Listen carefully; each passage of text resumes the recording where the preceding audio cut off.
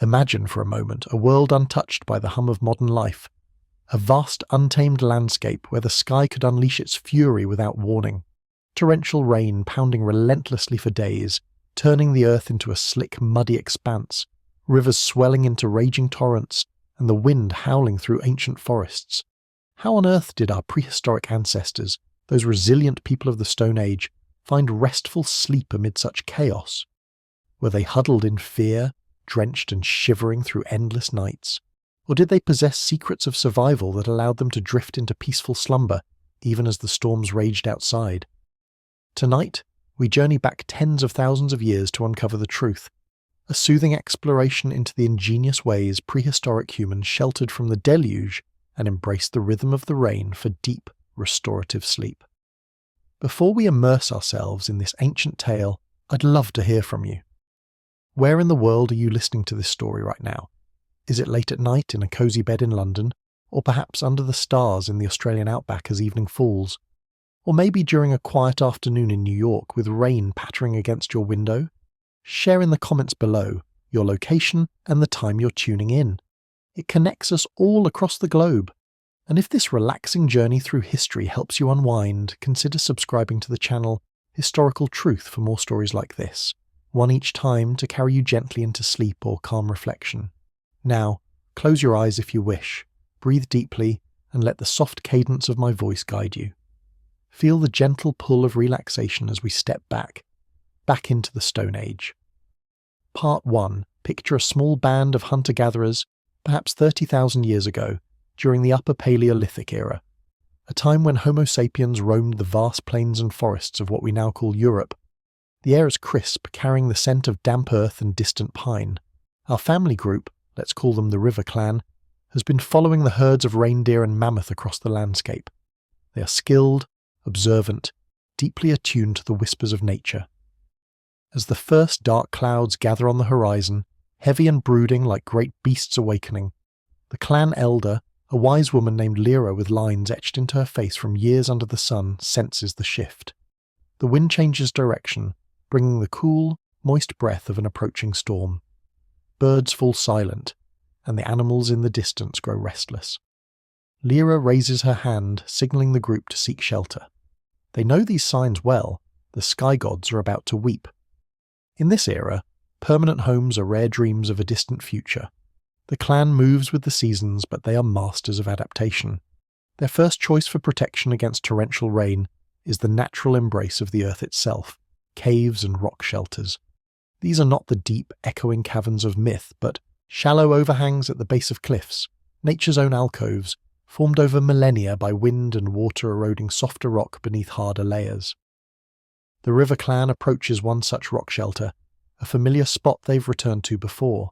It's a wide, curving overhang, perhaps 20 paces across and 10 deep, with a floor slightly raised above the surrounding ground.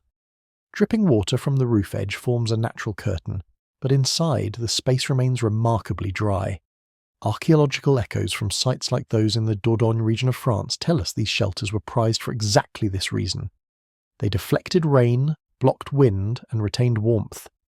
As the first fat drops begin to fall, pattering softly at first like distant drums, the clan hurries inside. The children, wide-eyed but trusting, clutch woven baskets of gathered roots and dried meats.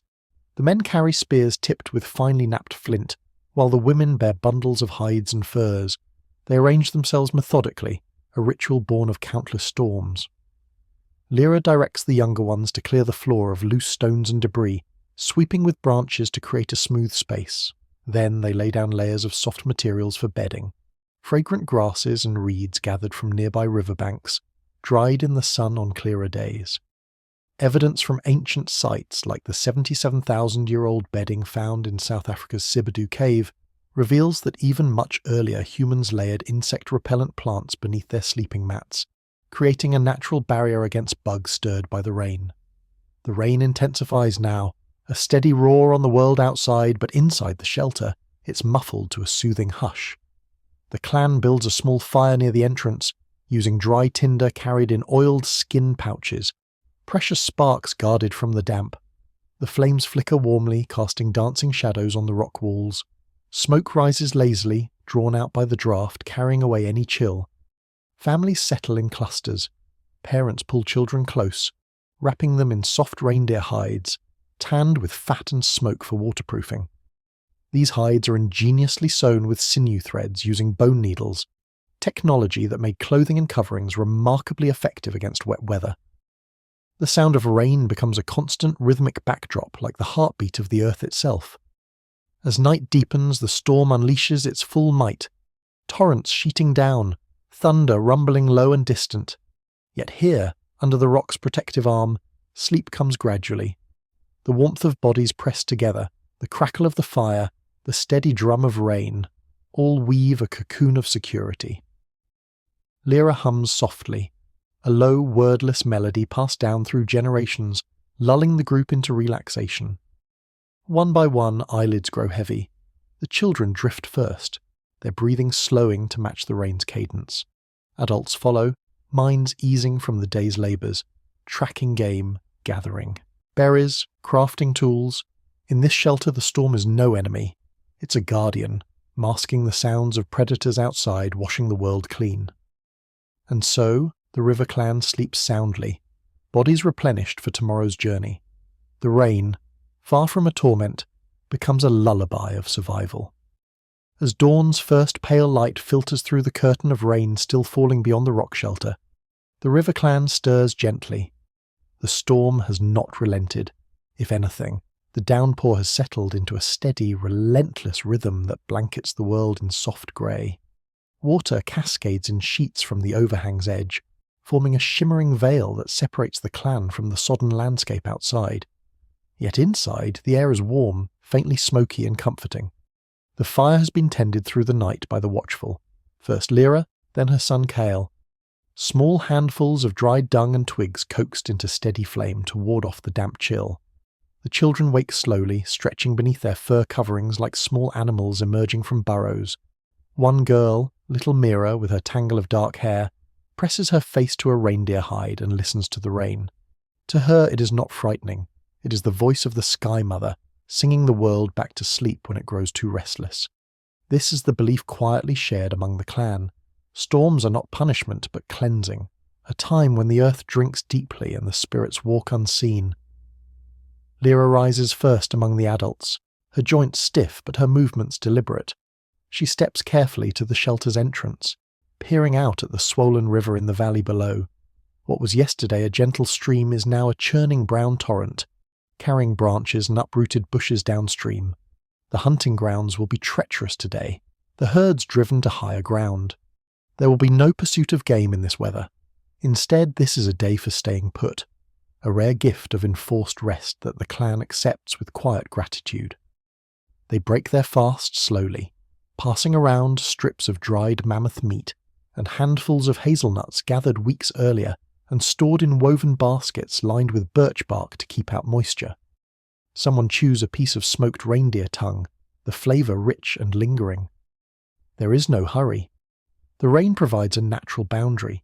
Predators too seek shelter in such weather. The great cave lions and hyenas hunker down in their own dens, waiting out the deluge just as humans do. With no need to move on, the clan turns to the small, soothing tasks that fill storm-bound days. Kyle, broad-shouldered and patient, sits cross-legged near the fire, working a piece of flint with careful taps of his antler hammer. Each soft knock sends tiny flakes spinning into the firelight, crafting new bladelets to replace those lost or dulled. The rhythmic tap-tap-tap blends with the rain's murmur, creating a gentle percussion that lulls the mind. Nearby, Lyra's sister, Vera, sorts through bundles of plant fibres, nettle stems that have been retted and dried, ready to be twisted into strong cordage. Her fingers move steadily, rolling the fibres against her thigh to spin thread. The motion is meditative, almost hypnotic. From time to time she hums under her breath, the same low tune Lyra used the night before.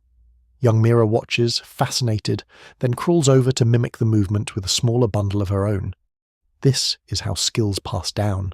No formal lessons, only quiet imitation in shared space. As midday approaches, though the thick clouds make true daylight hard to judge, the rain eases just enough to tempt a brief venture outside the shelter's drip line.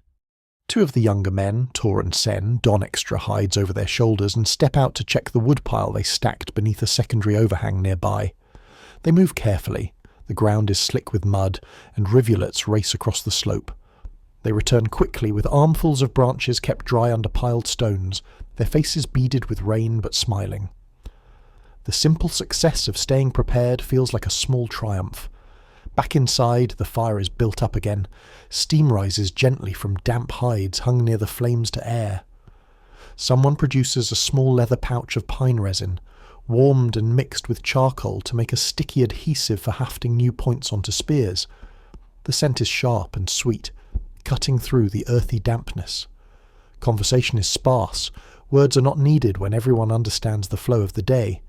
Instead, there are soft sounds. The crackle of burning wood, the endless hush of rain, the occasional sigh of contentment as someone shifts position on their bedding. By afternoon, drowsiness returns. The constant patter overhead is the perfect white noise, masking smaller disturbances and inviting the body to relax fully. One by one, the clan members curl up again. Some lie alone, others in pairs or small family groups, heads pillowed on arms or rolled hides. Mira nestles against her mother, thumb in mouth, eyes fluttering shut almost immediately.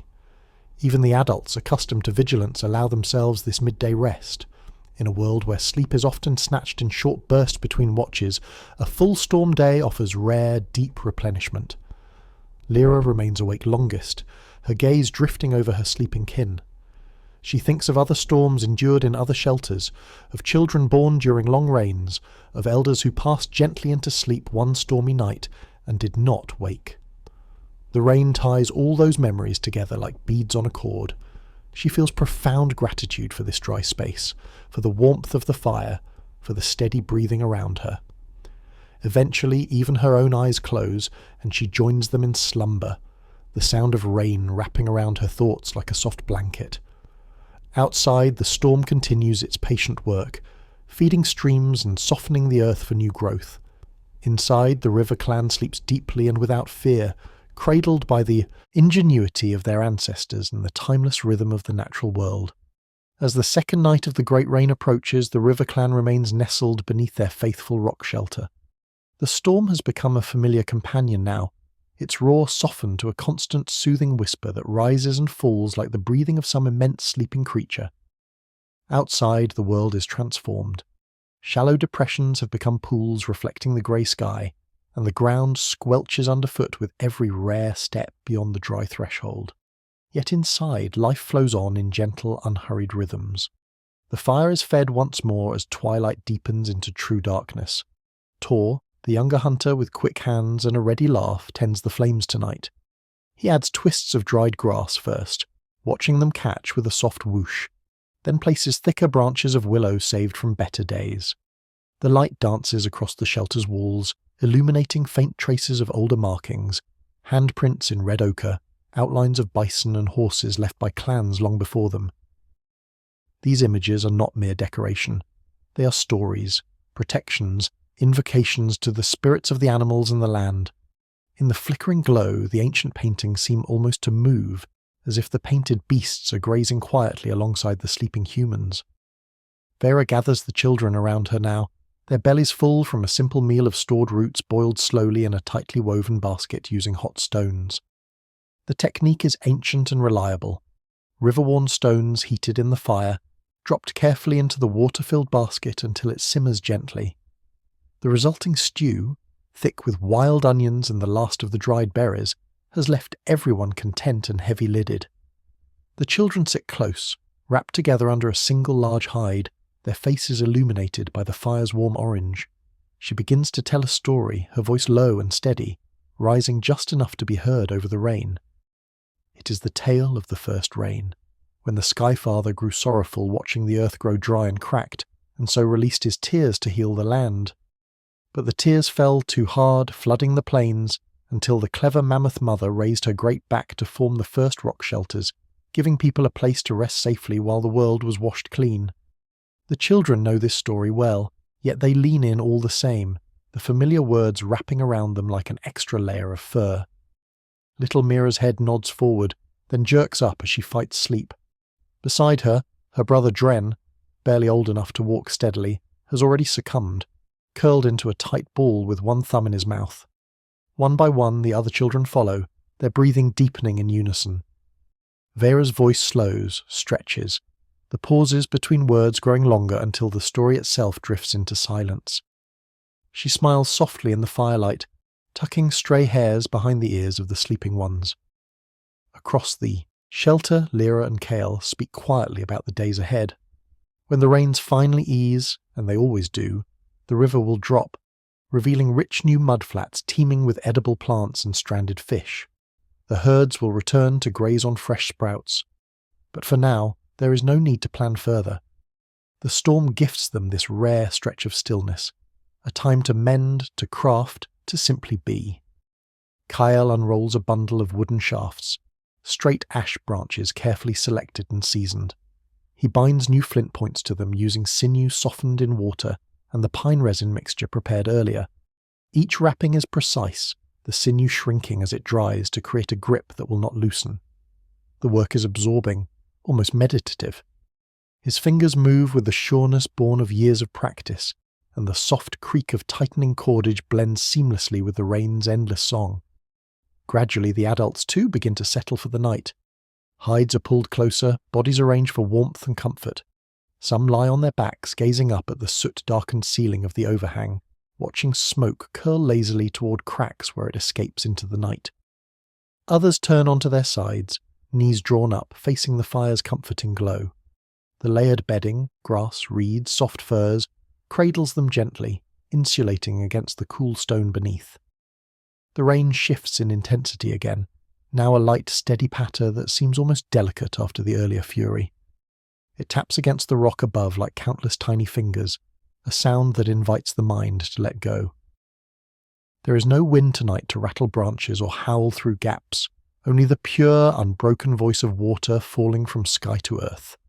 Sleep comes easily on this second night. There is no lingering tension from the first onset of the storm, no worry about whether the shelter will hold or the fire stay lit. Experience has proven the safety of this place. The clan's bodies know what their minds have long accepted. They are dry, they are warm, they are together. One by one, breathing slows. Soft snores begin, gentle, rhythmic, blending with the rain until it is hard to tell where one ends and the other begins. Even Lyra, ever the watchful one, allows herself to fully relax.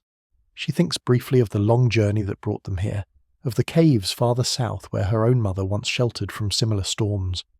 The memory is comforting rather than wistful. All is as it should be. Her hand rests lightly on the small carved mammoth figurine she wears on a cord around her neck, a talisman of protection and plenty. With a final deep breath, she too slips into dreamless restorative sleep. Outside, the rain continues its patient work, feeding the roots deep underground, washing dust from leaves, preparing the world for renewal. Inside, the river clan rests deeply, cradled by stone and fire and the quiet genius of their ancestors who learned, long ago, how to make even the wildest storm into a lullaby. On the third morning, the rain has changed its voice once more. It falls now in a fine, steady mist rather than heavy sheets, as though the sky has spent its initial fury and settled into a quieter weeping. Droplets hang from every twig and blade of grass outside the shelter, catching the weak light like countless tiny jewels. The air smells clean, washed free of dust, carrying the sharp tang of wet stone and the faint, sweet promise of emerging fungi. The river clan wakes slowly, unhurried by any urgency. Bodies stretch beneath warm hides, joints popping softly after long hours of deep rest. Little Dren is the first to stir fully, toddling toward the shelter's edge on unsteady legs, fascinated by the curtain of water dripping from the overhang. His mother, Vera, scoops him up just before he reaches the wet zone, laughing quietly at his determined curiosity. The sound is light and welcome after days of subdued voices. Lyra stands at the entrance, breathing deeply. The river below remains high, its surface dimpled by the gentle rain. But the worst of the flooding seems to have passed in the night. She notes the way mist clings to the valley, softening the outlines of distant hills. Soon, perhaps by tomorrow, the ground will firm enough for travel. For now, though, the clan savours this final day of enforced stillness. Breakfast is leisurely. The last of the hot stone stew reheated, enriched with handfuls of fresh watercress gathered yesterday during a brief lull. One of the young women, Sierra, discovered the bright green leaves growing in a seep just beyond the drip line, crisp, peppery, a perfect contrast to the richness of stored meats. They eat seated in a loose circle near the fire, passing a carved wooden bowl from hand to hand. Steam rises gently, mingling with wood smoke. After eating, attention turns to maintenance and repair, those quiet tasks that sustain life on the move. Kale and Tor examine the clan's footwear, sturdy sandals woven from lime bast fibre, reinforced with leather soles. Several have worn thin from weeks of travel over rough terrain. They set about replacing frayed sections, using bone awls to punch new holes and threading fresh cordage through. The rhythmic tug and pull of the work is soothing, almost hypnotic. Nearby, Lyra sorts through her medicine bundle, a soft pouch of otter skin containing dried herbs, powders of ochre, and small stones with natural holes for luck. She checks each item carefully, sniffing bundles of yarrow and sage to ensure the damp has not crept in. Satisfied, she adds a few fresh sprigs of the watercress, knowing its cleansing properties will be useful when travel resumes. Her movements are deliberate, practiced. Every action carries the weight of knowledge passed from mother to daughter across generations. Mira, now fully awake and energetic, begs Vera for a game. They play a quiet version of the stone-counting game. Small pebbles arranged in patterns on the shelter floor, teaching numbers and simple strategy. Other children join, their soft voices rising and falling as they debate moves. The game keeps them occupied without needing space to run, perfect for a rain-bound day. As midday nears, the mist thickens briefly, then begins to lift. Sunlight, weak but unmistakable, filters through thinning clouds. A collective sigh seems to pass through the clan. The storm is easing at last. Yet rather than restlessness, there is a gentle melancholy, a recognition that this peaceful interlude is drawing to a close. Some lie back down for a final midday nap, storing rest the way squirrels store nuts. Others sit quietly, gazing out at the transforming landscape. Sen, the quietest of the hunters, produces a small bone flute carved from a swan's wingbone. He plays softly, simple, haunting notes that drift out into the damp air and mingle with birdsong beginning anew. The melody has no name, but it speaks of rivers and rain, of shelter found and journeys continuing. Lyra joins him after a time, adding her low humming beneath the flute's clear tone. Others listen, eyes half closed, bodies relaxed against bedding or rock wall. Even the children grow still, lulled by the music. Time seems to stretch, elastic and unmeasured. There is no need to speak. The sounds say everything. Gratitude for safety, acceptance of change, trust in what comes next. When the music fades, silence feels natural, comfortable. The rain has dwindled to the occasional drip from leaves. Steam rises from the ground as faint warmth returns to the world. The clan begins, almost imperceptibly, to prepare for departure, rolling hides, checking bundles, shaking out bedding to air one last time. Yet sleep still lingers in the air like a gentle guest reluctant to leave. One by one, adults and children alike settle again for a final rest in this beloved shelter. The stone floor, warmed by days of fire and bodies, cradles them. The scent of smoke and herbs and damp earth wraps around like a familiar embrace. Outside, the world prepares to awaken fully, streams settling into their banks, mud beginning to firm, plants unfurling new leaves to drink the returning light.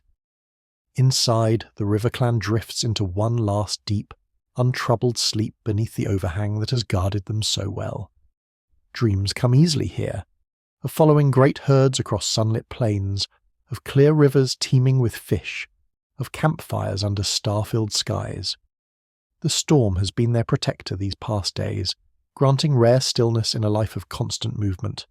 And as they sleep, bodies restoring themselves one final time in this dry haven, they carry with them the quiet certainty that wherever the next rain finds them, they will know how to meet it, with skill, with calm, and with the ancient art of turning even the wildest weather into peaceful slumber. As the fourth day dawns, the sky finally begins to clear. Pale streaks of rose and gold pierce the thinning clouds, and the rain has softened to no more than a light drizzle that taps politely rather than pounds. Droplets still cling to every surface outside the rock shelter, but the air carries a new freshness, a promise that the storm's long visit is drawing to a close. The river clan stirs with a subtle shift in energy. There is no rush, yet a quiet anticipation hums beneath the usual morning sounds. Lyra is up first, as always. She steps just beyond the drip line, raising her face to the cool, clean air. For the first time in days she can see far across the valley, mist rising in delicate veils from the river, birds flitting between glistening branches, the distant hills emerging sharp and vivid against a sky washed clean. The ground remains sodden, but the worst of the mud will firm up by midday. It is time, she decides, to prepare to move on. Inside the shelter, the fire is coaxed back to life with the last of the dry wood. Steam rises from hides and bedding spread near the flames to catch one final warming before packing. The clan eats a hearty breakfast, more of the reheated stew, supplemented with the previous day's watercress and a handful of early mushrooms found sprouting near the shelter's base. These small, brown-capped fungi are prized after rains. They appear almost magically in the damp, and Vera knows exactly which are safe, testing each with a careful nibble before sharing. As they eat, conversation turns gently to the journey ahead. Kyle speaks of tracks he hopes to find, reindeer moving back to the lower grasslands now that the waters recede. Tor jokes softly about the weight of waterlogged hides, earning quiet chuckles. The children listen wide-eyed, excited by the prospect of movement after days of confinement. Little Mira bounces on her knees, asking when they will see the great herd again. Soon, Lyra assures her, smoothing the girl's tangled hair. The rain has fed the earth, and the animals will come to eat the new green. Packing begins slowly, methodically. Each family gathers their belongings, woven baskets lined with birch bark, leather pouches of tools and pigments, bundles of spare clothing and furs. Spears are checked, points secured, shafts wiped clean of any damp. The bedding grasses are shaken out and left behind, a gift to the shelter that has served them well, and a soft base for whatever travellers come next. Syrah, the young woman with nimble fingers, carefully rolls the clan's largest hide, a beautifully tanned aurochs skin used as a communal ground cover on colder nights. She hums as she works, the same low tune that has threaded through their storm days. Others join in unconsciously, creating a soft harmony that fills the shelter like warm smoke. Before leaving, Lyra leads a small ritual of thanks. The clan stands in a loose semicircle near the entrance. She places her hand on the rough stone wall, feeling the cool texture beneath her palm, then scatters a pinch of red ochre from her pouch onto the floor, an offering to the spirit of the shelter. In a quiet voice she speaks words of gratitude, for the dryness beneath the overhang, for the fire that burned steady, for the rain that kept predators at bay and granted them rest. The others murmur agreement, some touching the wall in turn. It is not elaborate, this ceremony, but it carries deep respect for the land that sustains them.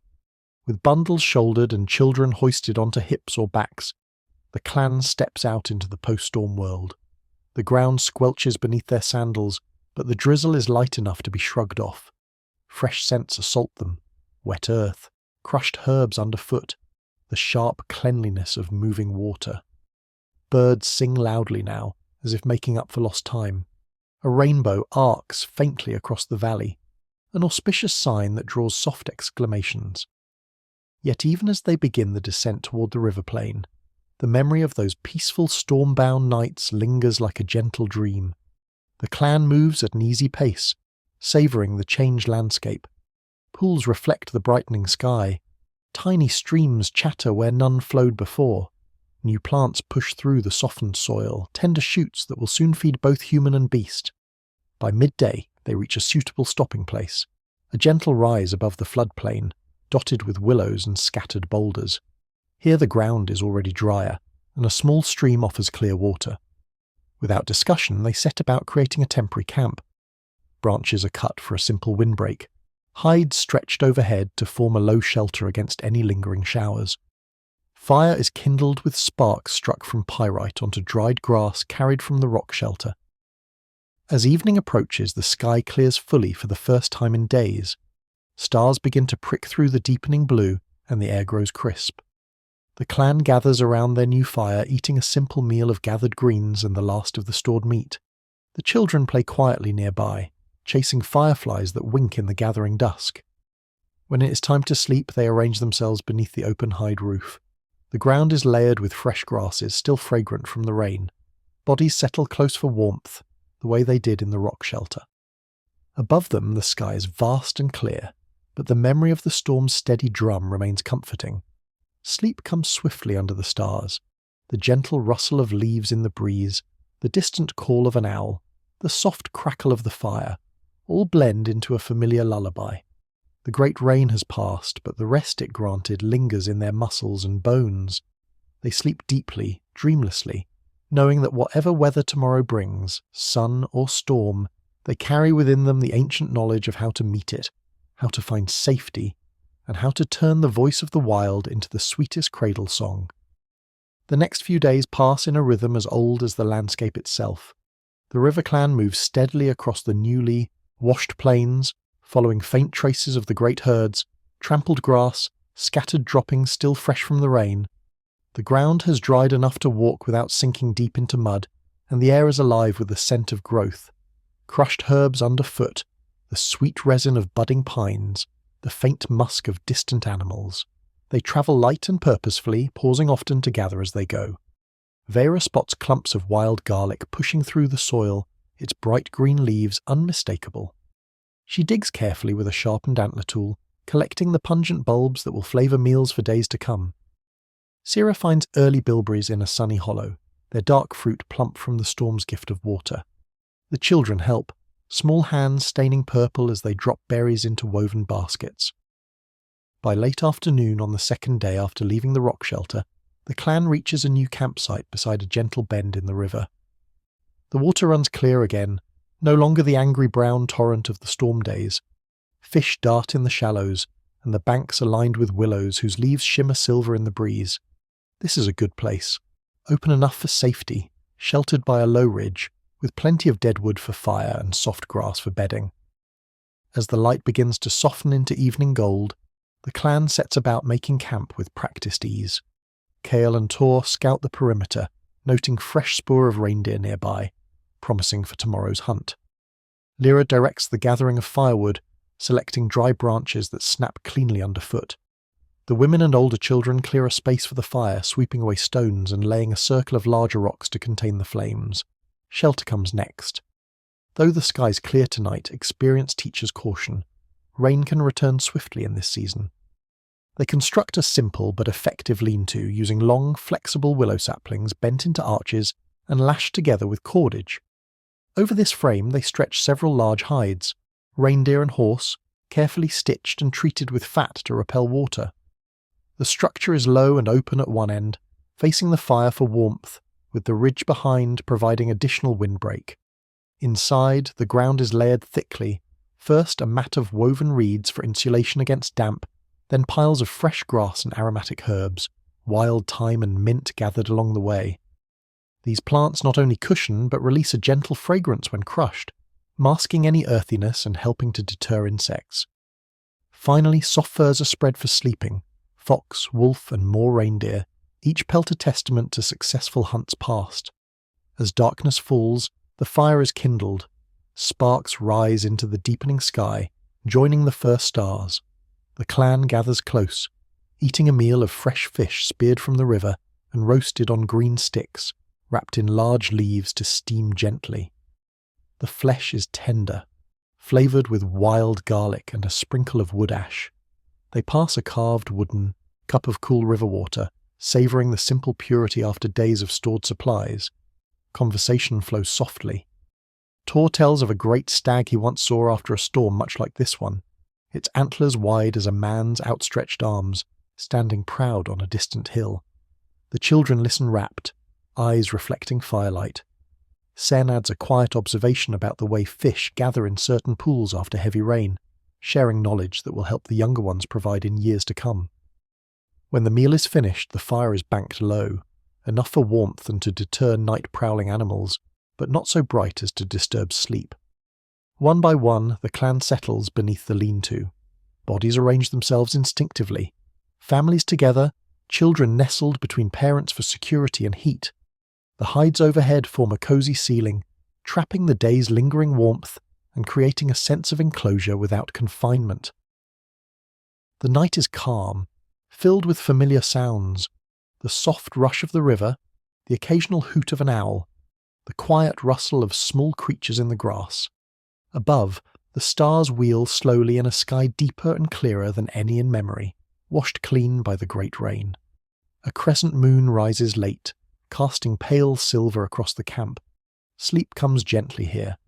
The thick bedding cradles tired limbs, the herbal scents soothe the mind, and the steady murmur of the river acts as nature's own lullaby. Lyra lies awake longest, listening to the even breathing around her. She thinks of the rock shelter they left behind, of how different this open-air camp feels, yet how similar the sense of safety. Whether under stone or hide, fire or stars, her people know how to create restful havens. Little Mira sighs in her sleep, burrowing closer to Vera. Kyle shifts slightly, one arm draped protectively over his young son. Even the dogs, two shaggy companions who follow the clan faithfully, curl tightly near the fire's edge, noses tucked under tails. All is peaceful. As the night deepens, dreams weave through the camp. Some dream of successful hunts, of fat herds grazing endless plains. Others revisit the storm days, the comforting drum of rain on rock, the warmth of crowded bodies under firs. The great rain, though past, has left its mark. Muscles rested, spirits refreshed, a quiet confidence that whatever challenges come, they will meet them well rested and ready. And so, beneath their simple hide roof beside the murmuring river, the River Clan sleeps deeply, cradled by the earth and the ancient wisdom that taught their ancestors not merely to endure the wild, but to find profound rest within it. The days following the great rain settle into a gentle, productive rhythm for the River Clan. The landscape has been reborn. Grasses push upward in vibrant green waves, dotted with the bright faces of early wildflowers, yellow celandine, purple violets, and the delicate white stars of stitchwort. Butterflies dance in the sunlight, and the air hums, with the busy wings of bees drawn to the sudden abundance. The storm's legacy is everywhere, not as destruction, but as renewal. The clan moves northward now, following the river as it winds through a broad valley flanked by low limestone hills. They travel at an easy pace, covering ground without exhaustion, pausing often to gather or simply to admire the transformed world. Kyle leads the way, his sharp eyes scanning for signs of the reindeer herd they know must be close. Fresh tracks appear daily, hoof prints in softened mud, browsed twigs, small piles of pellets still moist. The hunt is near, but there is no urgency. Bellies are comfortably full from fish, roots, and the bounty of new growth. On the fifth evening after leaving the rock shelter, they choose a campsite in a small grove of birch and hazel trees near the river's edge. The ground here is level and carpeted with soft moss, naturally insulated against any lingering damp. A natural hollow formed by ancient tree roots offers partial shelter on one side, and a fallen trunk provides a ready supply of dry firewood beneath its protective bark. As the sun dips toward the horizon, painting the sky in soft pinks and golds, the clan sets about creating their night's haven. The lean-to design from previous camps is refined here. Longer willow poles are arched higher, creating more headroom, and extra hides are draped to form sloping walls that will shed any unexpected shower. The entrance faces southeast, catching the morning light and protected from the prevailing winds. Inside, the floor is thickly layered. First a lattice of springy hazel branches for drainage and airflow, then woven reed mats, fragrant herbs, and finally the softest furs. While the men gather and split wood, the women and children collect additional bedding plants. Vera shows Mira how to identify the broad leaves of wild garlic and the feathery fronds of yarrow, both excellent for repelling insects and adding a soothing scent. They crush a handful between stones, releasing a sharp, clean aroma that fills the shelter as the leaves are scattered beneath the top layer of furs. Fire is kindled in a shallow pit ringed with river stones. Tonight's meal is richer than recent days. Tor and Sen returned from a short foray with 2 fat hares snared in willow nooses. The animals are skinned efficiently, joints roasted over the flames while the livers and hearts are eaten raw, a quick burst of warmth and strength. The scent of roasting meat draws soft sounds of anticipation from the group. As they eat, seated on rolled hides around the fire, the conversation turns reflective. Lyra speaks quietly of past seasons, of a great flood long ago when her own mother's clan sheltered for nearly a moon cycle in a deep cave, living on stored foods and the fish that swam almost to the entrance. The children listen wide-eyed, the flickering light casting dramatic shadows on their faces. Such stories are more than entertainment. They are lessons in resilience, reminders that the people have always known how to wait out the sky's moods. When the meal is finished and embers glow softly, the clan prepares for sleep. The night air is cool but not cold, carrying the faint chorus of frogs from the river and the distant call of a nightjar. One by one they slip beneath the hides into the prepared beds. The moss and layered plants create a springy, luxurious cushion, far more comfortable than bare ground. Bodies settle close, sharing warmth as always. Little Mira curls against Vera, Onili, her small hand clutching a tiny carved horse her father made during the storm days. Dren is already asleep on Kael's chest, rising and falling with his father's steady breathing. Lyra lies near the entrance, one hand resting lightly on her ochre pouch, ever watchful even in rest. The dogs stretch out near the fire's edge, ears twitching at small night sounds before relaxing fully. Above them, the hide roof blocks the direct view of the sky, creating a cosy, womb-like space. Yet gaps at the edges allow slivers of starlight to filter in, dancing gently as the fire settles. The scent of crushed herbs rises softly with each shift of position, calming, familiar, grounding. Sleep descends like a slow, warm tide. The day's gentle exertions, walking, gathering, building, have left muscles pleasantly tired, ready for restoration. The river's murmur is constant, a deeper note beneath the lighter rustle of leaves in the breeze. There is no rain tonight, no need for the tight enclosure of the rock shelter, yet the lean-to provides just enough protection to feel secure. Dreams come easily in this peaceful grove. Kael dreams of the coming hunt, seeing himself loose an atlatl dart that flies true into a reindeer's flank. Vera dreams of her children grown strong, teaching their own little ones the same plant lore. Lyra dreams of the great mammoths she saw as a girl, their massive forms moving like slow storms across the plains. The night passes undisturbed. No predators approach the well-tended fire. The clan's scent and the dog's vigilance are deterrent enough.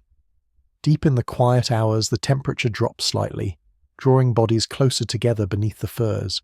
Breathing synchronizes, slow and even, a shared rhythm older than words. As the first hint of dawn touches the eastern sky, the clan remains wrapped in profound rest. The great rain feels distant now, a memory of intense but temporary challenge. What lingers is the knowledge it reinforced, that with skill and observation, even the fiercest weather can become an ally, granting days of deep, restorative sleep that strengthen body and spirit for the endless journey of life on the vast Stone Age plains. Morning light filters softly through the birch leaves, dappling the mossy ground with shifting patterns of gold and shadow. The river clan wakes gradually, the way one surfaces from deep, still water, slowly, reluctantly, yet with a sense of renewal. The night has been kind, cool enough for comfortable sleep beneath the firs, warm enough that no one stirred to feed the fire after the embers settled. The air carries the clean scent of dew on leaves, and the faint, lingering smoke from last night's hair roast. Little Dren is the first to fully rouse, crawling over Kael's sleeping form to peer out from beneath the hide roof. His small face breaks into a delighted grin at the sight of mist rising gently from the river, catching the early sun like a veil of fine silk. Vera, sensing his movement, draws him back with a sleepy murmur, pressing a kiss to his curly head before allowing him to wriggle free again. These quiet morning moments, half asleep, half aware, are cherished. There is no need yet for words or haste. Lyra rises next, stretching her arms toward the sky in a slow, deliberate motion that loosens the stiffness of age. She steps barefoot onto the cool moss, feeling the springy texture beneath her soles, grounding herself in the new day. The river murmurs its constant song nearby, and a light breeze rustles the hazel leaves overhead. All feels in balance. She checks the fire pit, scattering the grey ash to reveal a few still glowing coals buried beneath, precious embers that will make kindling the morning flames far easier. Soon the camp stirs fully. The dogs stretch and yawn, tails wagging lazily as they nose around for dropped scraps. Mira helps her mother gather kindling, small dry twigs snapped from the undersides of bushes where rain never reached. Tor and Sen return from a quick check of their snares, bringing another hare and a plump wood pigeon, good omens for the day ahead. The clan will eat well before moving on. Breakfast is simple but nourishing. The fresh hare roasted quickly over revived flames, its meat torn into strips and shared with fingers. The pigeon is spitted whole, fat dripping into the fire with soft hisses. They supplement with handfuls of fresh hazelnuts cracked between stones and the last of the wild garlic bulbs, their sharp flavour waking the palate. A carved wooden bowl of river water, cool and pure, passes from hand to hand. As they eat, Kyle speaks of the tracks he saw yesterday evening. Clear prints of a sizable reindeer herd moving parallel to the river, no more than a half-day's walk ahead. The storm has driven them down from higher ground, and now, with new grass sprouting everywhere, they will linger to graze. This is the moment the clan has been waiting for. Excitement ripples quietly through the group, tempered by the calm certainty of experienced hunters. Yet there is no rush to break camp. The herd will not move far today, fattening on the rich post-rain growth. The clan savours these final hours in the peaceful grove. Some mend small tears in clothing with bone needles and sinew thread. Others sharpen flint tools, the soft scrape of stone on stone blending with birdsong. Sira braids Mira's hair, weaving in, tiny white feathers found near the river, decorations that make the girl giggle with delight. Mid-morning brings a gentle warmth. Sunlight slants through the leaves, warming the hides overhead and releasing the stored scents of herbs from the bedding below. Several of the clan, adults and children alike, lie back for a short rest, knowing the coming days may demand more vigour. The moss is irresistibly inviting, and the low hum of insects creates a drowsy backdrop. Even Lyra allows herself to recline against a rolled fur, eyes half closed, listening to the life of the grove around her. Time drifts. A red squirrel chatters overhead, scolding the humans below. Dragonflies skim the river's surface just visible through the trees. The dogs doze in sun-dappled patches, paws twitching in dreams of pursuit. There is profound contentment in this pause, a recognition that the journey is not only about reaching the hunt, but about moving in harmony with the land's rhythms. Eventually, as the sun climbs higher, the clan begins the unhurried process of packing. The lean-to is dismantled carefully, poles and hides rolled and bound for reuse. Bedding grasses are shaken out and scattered, returning to the earth. The fire is extinguished fully, ashes buried to leave no trace beyond the small circle of stones. They move lightly over the land, taking only what they need, leaving only footprints that the next rain will erase. Shouldering their bundles, the river clan sets off once more, northward along the river, footsteps muffled on the soft ground. The children walk between adults, occasionally carried when legs tire. Conversation is light, quiet observations of flowers or bird calls, soft teasing among the young men, Mira's endless questions answered patiently by Vera. By late afternoon, they crest a low rise and pause. Below them stretches a wide meadow, still glistening from the great rain's gift. And there, grazing peacefully in the golden light, is the herd. Dozens of reindeer, their coats sleek, antlers catching the sun. The clan crouches low behind bushes, watching in silent awe. This is why they endure the storms, the long walks, the uncertainties, for moments like this, when the world provides abundantly. They will not hunt today. Evening is near, and the animals are calm. Instead, the clan slips quietly downhill to a sheltered spot among scattered boulders near the meadow's edge, a perfect place to camp unobserved. Quickly, silently, they erect another lean-to, this one lower and more concealed, using branches and hides blended with the natural rock.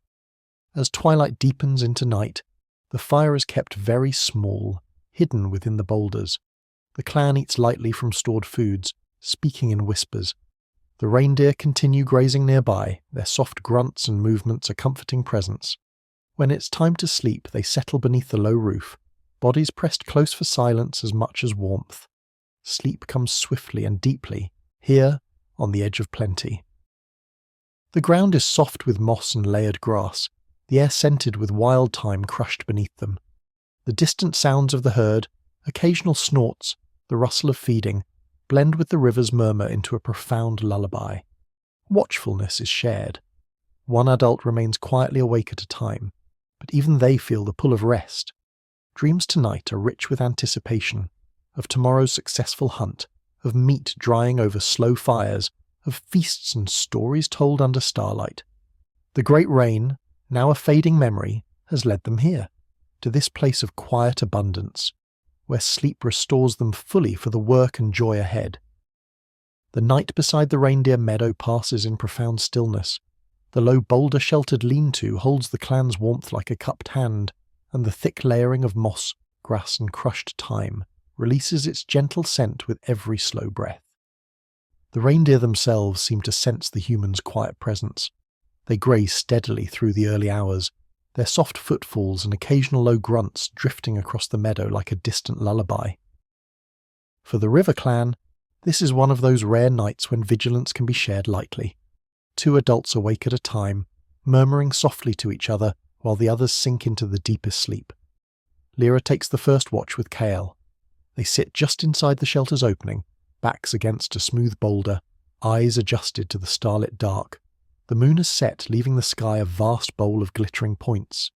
The air is cool and clean, carrying the faint earthy smell of the herd and the sharper note of river water. Father and elder speak in the lowest of whispers, about tomorrow's hunt, about which animals look strongest, about the best approach route at dawn. Their words are few, much is understood in silence. When their watch ends, Lyra touches Veyra's shoulder, and the change is made without disturbing the sleepers. Deep in the night, little Mira stirs briefly, whimpering from some fleeting dream.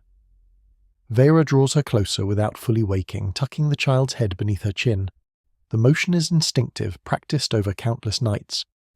Mira settles instantly, her breathing evening out again, thumb slipping into her mouth. Around them, the others lie in relaxed poses. Tor on his back with one arm flung wide, Sen curled tightly like a fox, Sira's hand resting lightly on the curve of her pregnant belly. Even the dogs sleep soundly, one pressed against Kale's legs, the other near the children. Sleep here is rich and restorative. The ground beneath the layered bedding is soft and springy, insulating perfectly against the cool earth. The hide roof muffles any small sounds from the meadow, creating a cocoon of quiet. Bodies, tired from days of walking and the subtle tension of tracking the herd, sink heavily into rest. Dreams come vividly. Kale dreams of the throw, his atlatl dart arcing true through morning, missed. Tor dreams of feasting, of fat dripping into flames while laughter rings around a great fire. Lyra dreams of her own youth, running barefoot across similar meadows, her mother's voice calling her home at dusk. Dawn arrives softly, announce first bylarks rising high above the meadow, their songs cascading down like liquid light. The sky pales from deep indigo to delicate rose, and a thin mist hovers over the grass, catching the first rays of sun in shimmering gold. The reindeer stir, lifting heads to test the air, then resume grazing, calm, unaware of the patient hunters watching from the boulders. The clan wakes without haste. Movement is deliberate, quiet, a hand on a shoulder, a soft murmur, the slow stretching of limbs still heavy with sleep. No fire is lit this morning. Smoke would carry too far. Instead, they eat cold strips of dried meat and handfuls of hazelnuts from pouches, chewing slowly to savour the richness. Water is passed in a small skin flask, cooled from the night. Lyra gathers the hunters, Kale, Tor, Sen, and young Ren, who has recently earned his first spear. They crouch together at the shelter's edge, speaking in gestures more than words. The plan is simple and proven. Approach from downwind along the river's curve, using scattered willows and boulders for cover. Kyle and Tor will take the primary throws, Sen and Ren positioned to drive selected animals toward them. Lyra will remain with the women and children, ready to move quickly once the kill is made. As the sun clears the eastern hills, the hunters slip away like shadows, low, silent, blending with the land. The rest of the clan watches from concealment, hearts beating a little faster but calm with trust. Veyra keeps the children close, a hand over Mira's mouth when the girl starts to ask a question. Sira hums very softly under her breath, the same low tune that has soothed them through storm and starlight alike. The hunt unfolds with the graceful inevitability of a dance long rehearsed. A young stag, strong but not yet wise to every danger, separates slightly from the herd. Kale's dart flies first, true and powerful, striking deep behind the shoulder. Tor's follows almost simultaneously, ensuring a swift end. The herd startles, wheeling away in a thunder of hooves, but the damage is done. The stag stumbles, falls, and is still. Joy ripples silently through the watchers. The women and children emerge, moving swiftly to the site. Knives of sharp flint flash in the morning light, skinning, butchering, salvaging every part with reverence. Meat is portioned, organs wrapped carefully in hide for immediate eating, sinew and bone set aside for tools. Blood is caught in a hollowed gourd and shared, a warm iron-rich draught that strengthens and honours the animal's spirit. By midday the work is well advanced. A new camp is established nearby in a copse of willows, more open this time, with space for drying racks. Long willow poles are lashed.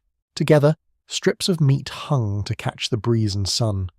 A proper fire is kindled, and the clan feasts properly, liver roasted with wild onions, marrow cracked and spread on flat stones to cool into rich fat. Exhaustion from the morning's intense effort settles over them like a soft blanket. After eating, many lie back in the shade of the willows for a deep midday rest. The ground here is carpeted with soft grass, still lush from the rain. Bodies stretch out fully, furs unnecessary in the warm sun. The scent of fresh meat and wood smoke hangs comfortably in the air, and the distant lowing of the departed herd has faded into silence. Sleep comes effortlessly now, sated, successful, secure. Children curl together like puppies, adults sprawl in relaxed abandon. Even Lyra allows herself to doze fully, head pillowed on a rolled hide, one hand resting on the small carved mammoth at her neck. The dogs gnaw contentedly on bones before stretching out beside their humans. In this golden afternoon, with bellies full and the promise of many good days ahead, the River 140 clan sleeps the deep, untroubled sleep of those who live in harmony with the land, knowing that whether under storm or sun, in cave or open meadow, rest is always within reach for those who understand the ancient rhythms. The afternoon sun bathes the willow copse in a warm, golden haze as the River clan rests deeply after the successful hunt. Strips of reindeer meat sway gently on the drying racks, catching the breeze that carries away moisture and helps preserve the abundance for weeks to come. The air is rich with the scent of fresh blood, wood smoke, and the faint sweetness of willow leaves, a smell that speaks of plenty and security. One by one, the clan members stir from their midday slumber. Limbs stretch languidly, eyes blinking against the slanted light. Little Mira sits up first among the children, rubbing her face with small fists before crawling over to watch fat sizzle on a flat stone, where pieces of liver still cook slowly. Dren follows, toddling unsteadily toward the dogs, who greet him with gentle licks and wagging tails. The adults rise more slowly, savouring the rare luxury of full bellies and no immediate tasks pressing upon them. Lyra stands at the edge of the camp, gazing out over the meadow. The reindeer herd has moved farther upstream, grazing peacefully now that the initial alarm has passed. Grass bends in waves under the wind, and in the distance a flock of cranes rises gracefully from a hidden pool, their haunting calls echoing across the plain. She feels a profound gratitude settle in her chest, not just for the meat that will sustain them, but for the deep rest that has restored their strength after the long days of tracking and the intensity of the hunt. Vera and Sira set about organising the butchered portions. Some cuts are wrapped in fresh hides for carrying, others sliced thin for immediate drying. Marrow bones are cracked open, the rich contents, scooped out and mixed with crushed berries to make a nourishing paste eaten straight from the bone. The clan works in companionable quiet, movements fluid and efficient. Children help where they can, carrying small bundles of sinew to be cleaned and dried, or gathering more willow withes for additional racks. As the sun begins its slow descent, the fire is built up again. Tonight they will feast properly. Choice pieces, tongue, heart, tender backstrap, are skewered on green sticks and roasted slowly. fat dripping into the flames with soft pops and hisses. The scent draws soft sounds of anticipation from everyone. They gather in a loose circle, seated on spread hides, passing carved wooden bowls of the marrowberry mixture and strips of raw liver for those who crave its warmth. Stories begin as the light fades. Tor, ever the lively one, recounts the hunt with animated gestures, how Kale's dart flew straight as an arrow from the spirits, how the stag leapt once before falling cleanly. The children lean forward, eyes wide, imagining themselves grown and joining such hunts. Sen adds quiet details, the way the wind shifted just in time, the perfect cover of the willows. Lyra listens with a soft smile, then shares an older tale of a great hunt in her youth when 3 animals were taken in one morning, feeding the clan through a long, hard winter. Darkness settles fully, stars emerging one by one in the vast sky. The fire's glow paints warm light on faces, casting long shadows among the willows. When the feasting slows, attention turns to smaller tasks done by firelight, scraping hides clean with flint tools, twisting sinew into strong thread, oiling wooden spear shafts with rendered fat to protect against future damp. Eventually, weariness returns, a pleasant, satisfied heaviness.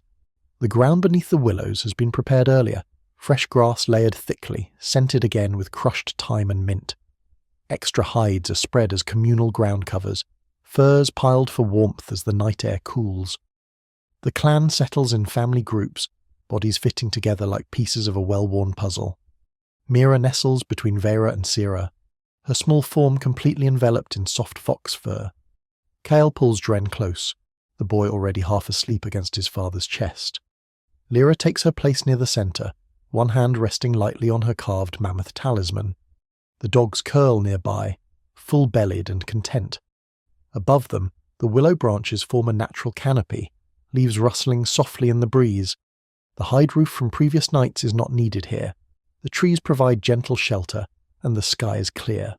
Starlight filters down in silver patches, and the fire's embers glow like captured stars on the ground. Sleep comes swiftly and deeply. The day's labours, the tension of the hunt, the focused work of butchering and preserving, have left bodies ready for true restoration. The scent of drying meat and aromatic herbs wraps around them, comforting and familiar. The distant river murmurs its endless song, joined by the quiet crackle of settling embers and the occasional soft snort of a sleeping dog. Dreams weave richly through the camp. Vera dreams of her children strong and healthy, teaching grandchildren the same skills around future fires. Tor dreams of endless meadows teeming with game, laughter echoing as the clan feasts forever.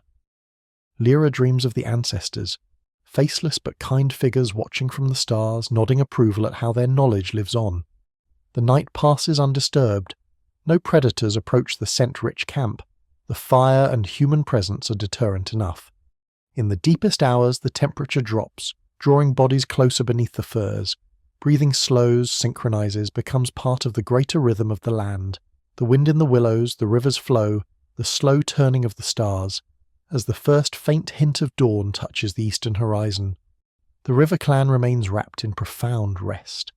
The great rain that began our journey feels far away now, yet its effects linger in the lush grass beneath them. The plump herds it drew down from the hills, the deep sleep it first enforced and then allowed to continue in these gentler days. They sleep the sleep of those who live rightly with the world, secure in skill, sustained by the land, restored each night by the ancient art of finding peace wherever the day leaves them. The following days in the willow copse unfold like a gentle, unhurried dream, with the drying racks heavy with reindeer meat and the clan's pouches bulging with fat and marrow. There is no need to move on quickly. The meadow remains rich, the river clear and full of fish, and the weather holds fair. Warm days filled with soft breezes and nights cool enough for deep, comfortable sleep beneath the stars. For the first time in many moons, the river clan allows itself the rare gift of staying put, of lingering in a place that offers everything they need. Mornings begin slowly. The sun rises behind the low eastern hills, spilling pale gold across the grass and turning the hanging strips of meat a deep, promising red. Birds fill the air with song, larks high overhead, warblers flitting among the willows, the distant honk of geese moving along the river. The clan wakes to these sounds, stretching beneath light furs, breathing deeply of the clean herb-scented air. Lyra is often first to rise, stepping quietly from the sleeping area to sit on a smooth boulder and watch the light strengthen. She chews a twig of willow bark to cleanse her mouth, feeling the slight bitterness ground her in the new day. One by one, the others join her. First the dogs, shaking themselves and trotting off to sniff the meadow's edges, then the children, rubbing sleep from their eyes and clustering around the embers to warm small hands. Breakfast is leisurely and abundant. Strips of half-dried meat chewed slowly for flavour, marrow paste spread thickly. On flat stones warmed by the fire, fresh fish speared the evening before and roasted quickly. They eat seated in the sun, legs stretched out, passing a carved cup of cool water flavoured with crushed mint leaves. There is laughter now, light and easy. Tor teases young Wren about his first throw during the hunt, mimicking an exaggerated miss that sends the boy into mock outrage, and the others into soft chuckles. After eating, the clan spreads out gently across the camp and nearby meadow. Some tend the drying racks, turning strips to ensure even curing, brushing away flies with bundles of fragrant herbs. Others work hides, scraping the last flecks of tissue from the fresh reindeer skins, then stretching them on willow frames to dry supple for clothing or shelter covers. Vera and Sira pound softened brains into a mixture with liver, working it into the hides to tan them soft and waterproof, a process that fills the air with a rich, earthy scent. The children are given freedom to play under loose watch. Mira and the others chase grasshoppers through the meadow, their shrieks of delight carrying on the breeze. They weave crowns of yellow celandine and purple violets, placing them solemnly on each other's heads before racing off again. Little Dren toddles after them, falling frequently but undaunted, his giggles rising like birdsong. Kyle and Sen take the opportunity to craft new tools. They sit in the shade of a large willow, napping fresh flint blades with careful taps of antler hammers. Tiny flakes sparkle in the sunlight as they fall, each knock precise and rhythmic. The new points will replace worn ones on darts and spears, ensuring the next hunt goes as smoothly as this one. From time to time they pause to test an edge against a thumbnail, nodding satisfaction at the razor sharpness. As midday warmth builds, drowsiness settles over the camp like a soft blanket. The intense activity of the hunt and initial butchering has eased, leaving bodies pleasantly tired and ready for rest. One by one, the clan seeks shade, beneath the willows or on spread hides in the lean-to that still stands as a communal gathering place. The ground here has become luxuriously soft from days of layered grass and frequent use, cradling bodies as gently as any modern bed. Children curl together in a pile like young animals, limbs tangled, breathing already slow. Adults stretch out fully, some on their backs gazing up through willow leaves at fragments of blue sky, others turning onto sides with knees drawn up. The dogs flop nearby, panting lightly before dozing off with paws twitching in dreams of pursuit. Sleep comes effortlessly in this golden interlude. The air is filled with soothing sounds, the rustle of leaves overhead, the distant murmur of the river, the soft drone of bees among the flowers. Scents wrap around them, drying meat, crushed herbs, warm earth baked by sun. There is no urgency, no distant storm threatening, no hunger gnawing at bellies. Only the profound peace of having enough. Lyra dozes lightly, her mind drifting through memories of other abundant camps like this one, of children now grown or gone to the ancestors, of the endless cycle of need and plenty that defines their lives. She feels the carved mammoth at her neck, warm from her skin, and smiles faintly in her half-sleep. This is the reward for enduring the hard times, these stretches of pure ease when the world seems to breathe with them in perfect harmony. Hours pass unmarked. The sun slides westward, shadows lengthening across the meadow. When the clan stirs again in the late afternoon, it is with renewed energy but no rush. Someone revives the fire, adding aromatic juniper twigs that send up sweet smoke. A simple meal is prepared, more roasted meat, fresh greens gathered from the riverbank, tiny wild strawberries found in sunny patches.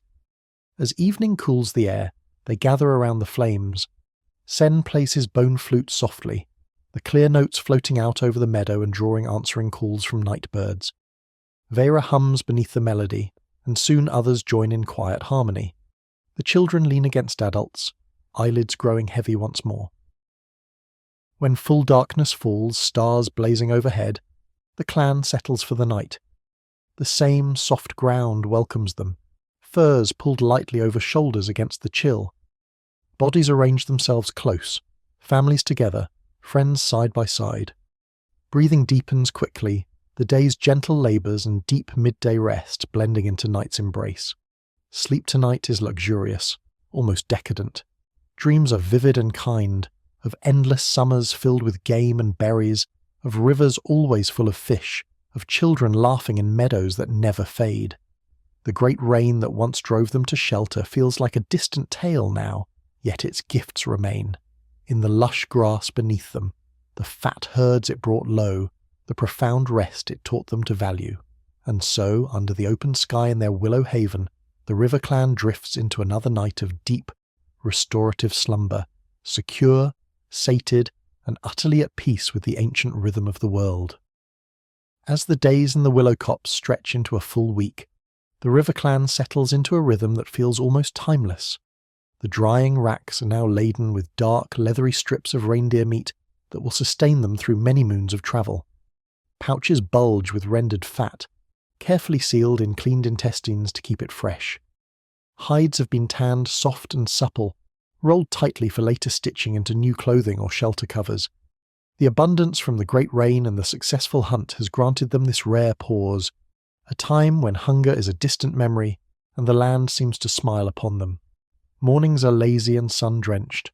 The clan wakes to the gentle warmth of light filtering through willow leaves, waking naturally with the rising birds rather than from necessity.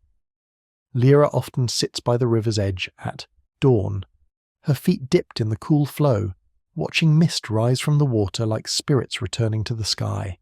She chews slowly on a piece of smoked meat, feeling the deep strength it gives her old bones. One by one, the others join her. First Kyle with little Dren on his hip, then Vera carrying a basket to gather early greens, then the rest in a slow, unhurried trickle. Breakfast has become a ritual of indulgence, thick slices of marrow paste spread on warm flat stones, fresh fish grilled over low coals, handfuls of sweet wild strawberries found in sunny clearings. They eat seated on spread hides, legs stretched toward the fire, passing stories and soft laughter. Tor has taken to carving small toys for the children, miniature reindeer and horses from soft willow wood, their shapes simple but expressive. Mira treasures hers, clutching the tiny horse as she chews, already imagining adventures across endless plains. After eating, the clan spreads out to gentle tasks. Sira, heavy now with child, sits in the shade weaving a new basket from split willow wreaths, her fingers moving with calm precision. Vera helps her, showing Mira how to soak the withes to keep them flexible. Nearby, Sen and Ren clean and oil the spears, rubbing fat into the wooden shafts until they gleam. Kale checks the drying meat, turning pieces and brushing away any insects with a bundle of sage, its sharp scent rising pleasantly in the warm air. The children play freely, their voices ringing through the meadow. They chase each other in wide circles, pretending to be great hunters stalking mammoth, then collapse laughing into the soft grass. Little Dren toddles after them, falling often but always rising with determination, his chubby legs pumping. The dogs join the games, bounding with joyful barks that echo across the plain. As the sun climbs higher and the day grows warm, the clan naturally drifts toward rest. The willow shade is deep and inviting, the ground beneath softened by days of layered grass and frequent use. One by one, they lie back, some on spread furs, others directly on the cool moss that carpets the copse. The air hums with insects and birdsong, a soothing backdrop that lulls the mind. Children fall asleep first, curled together in a tangled heap, flower crowns askew on their heads. Adults follow slowly, stretching out fully in the luxury of safety and fullness. Lyra lies on her back, one arm behind her head, gazing up through the leaves at patches of blue sky. She feels the gentle rise and fall of her breathing, the warmth of sun on her face, the cool earth beneath. There is no need for vigilance here. The meadow is open, the dogs alert, the world at peace.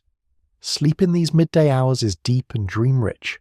The body, freed from the constant edge of survival, sinks heavily into restoration. Dreams come vivid and kind, of rivers teeming with endless fish, of herds so vast they darken the horizon, of children growing strong and laughing around great fires. Vera dreams of her unborn grandchild, held safely in Mira's arms years from now. Kale dreams of teaching Dren to throw his first dart, the boy's face alight with pride. Hours slip by unnoticed. The sun moves westward, shadows lengthening across the grass. When the clan stirs again in the late afternoon, it is with slow, contented movements, stretching, yawning, smiling at the simple pleasure of waking rested. Someone revives the fire with a handful of dry twigs, and the scent of wood smoke mingles with the richer aroma of drying meat. Evening brings more feasting and quiet companionship. They roast choice cuts saved for these days, tender inner loins wrapped in leaves and buried in hot coals, emerging fragrant and juicy. Fresh greens and roots gathered earlier are boiled slowly in a tightly woven basket with hot stones, creating a simple but flavorful stew. They eat slowly, savoring each bite, passing the carved wooden bowls and cups with unhurried grace. As darkness falls, the fire is built higher, its glow painting warm light on faces and willow trunks. Sen plays his bone flute again, the clear notes drifting out over the meadow and drawing soft harmony from Vera and Sira. The children lean against adults, eyelids growing heavy as the music weaves its gentle spell. Stories are told in low voices, of past journeys, of great storms endured, of ancestors who walked these same plains under the same stars. When it's time for sleep, the clan settles beneath the open sky. The ground is familiar now, shaped to their bodies from nights of use. Furs are pulled lightly over shoulders against the cooling night air. Families nestle close, Mira between Vera and Kael, Dren curled against his father's chest, Sira's hand resting protectively on her belly. Lyra lies near the centre, her carved mammoth warm against her skin. Stars wheel overhead in breathtaking clarity, the Milky Way a great river of light across the darkness. The river murmurs nearby, joined by the soft rustle of willow leaves and the occasional crackle of settling embers. Sleep comes as naturally as breathing, deep, unbroken, profoundly restorative.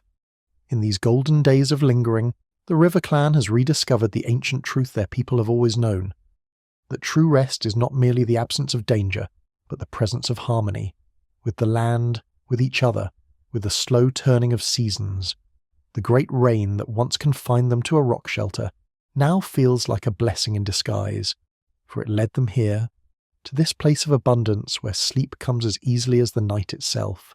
And so, under the vast Stone Age sky, cradled by soft grass and the gentle arms of willows, they drift into another night of perfect dream-filled slumber. As the second week in the willow copse begins, a subtle shift stirs in the air. The mornings remain warm and golden, the meadow still lush, but the light has taken on a slightly softer angle, the shadows a touch longer. The reindeer meat on the racks has dried to perfection, dark, lightweight strips that bend without breaking, ready to be packed into woven pouches lined with birch bark to keep out moisture. The clan stores are fuller than they have been in many seasons, a quiet wealth that brings smiles and easy laughter. Yet Lyra feels the pull of the horizon. She has lived long enough to read the subtle signs. The way the wind now carries a cooler edge from the north, the flocks of birds gathering in greater numbers, practicing their formations high above the plain. The great summer gathering grounds to the northwest will soon call other clans together, places where rivers meet and mammoth herds pass in vast numbers, where stories are shared and pairings made. It is time, she knows, to begin the journey. The decision is not announced with ceremony. It emerges naturally in quiet conversations around the morning fire. Kyle nods agreement when Lyra mentions the changing light. Vera speaks of the need for new pigments and shells found only along the northern rivers. Even the children sense the shift, their play taking on the flavour of imagined travels, pretending sticks are spears for great hunts far away. The day is spent in gentle preparation. Hides are rolled tightly and bound with cordage. Dried meat is portioned into carrying pouches, each family taking their share. Tools are checked and sharpened one last time, flint blades fitted securely into handles, bone needles threaded and stored safely. Sira finishes her basket, weaving in a pattern of red-dyed grasses as a protective charm for the child she carries. Tor carves one final toy for Mira, a small boat of willow wood to float on future rivers. As evening approaches, the clan feasts once more on the last fresh cuts of reindeer, roasting them slowly over a larger fire built in celebration of their stay. Fat sizzles and pops, sending sparks upward into the deepening twilight. They eat heartily, passing bowls of stew enriched with the last of the wild onions and herbs. The mood is bittersweet, grateful for this place of rest and plenty, yet eager for the road ahead. When the stars emerge, bright and countless, the fire is allowed to burn low. Sen plays his flute one more time beneath these willows, the notes slower and more lingering than before. Vera hums softly, her hand resting on Mira's head as the girl leans sleepily against her. Stories are told of past journeys, long treks across frozen rivers in winter, sun-baked marches in high summer, the great gatherings where clans met like rivers joining the sea. Eventually the music fades, and the clan settles for their final night in the copse. The ground feels especially welcoming tonight, shaped perfectly to their bodies from many nights of use.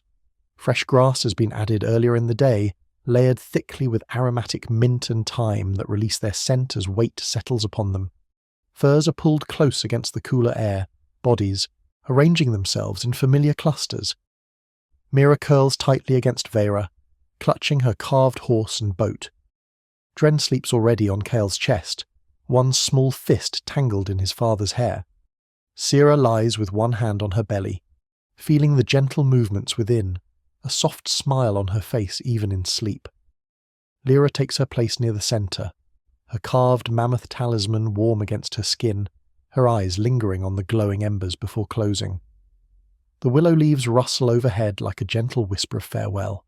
The river murmurs its endless song nearby, joined by the quiet chirp of crickets and the occasional hoot of an owl beginning its night hunt.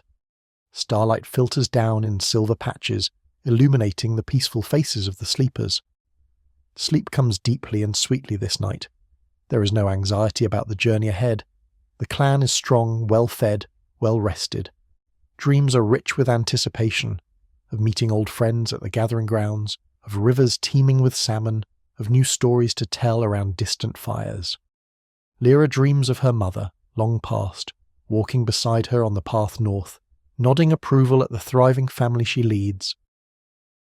The night passes in perfect stillness. The dogs doze contentedly, full-bellied and trusting. Embers glow softly, casting a faint warmth across the circle of sleepers. Breathing is slow and even, bodies sinking heavily into the fragrant bedding, restoring themselves one final time in this haven. As the first pale hint of dawn touches the eastern sky, the River Clan remains wrapped in profound rest.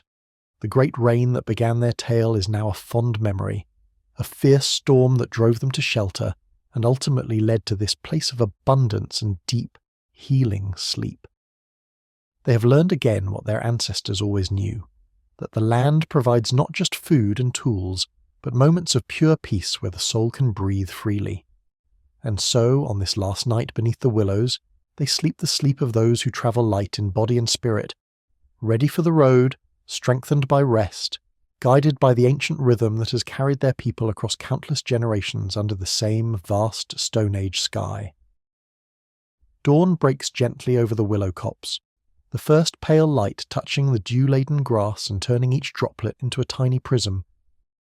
The River Clan stirs slowly, as though reluctant to leave the soft embrace of their final night in this abundant haven.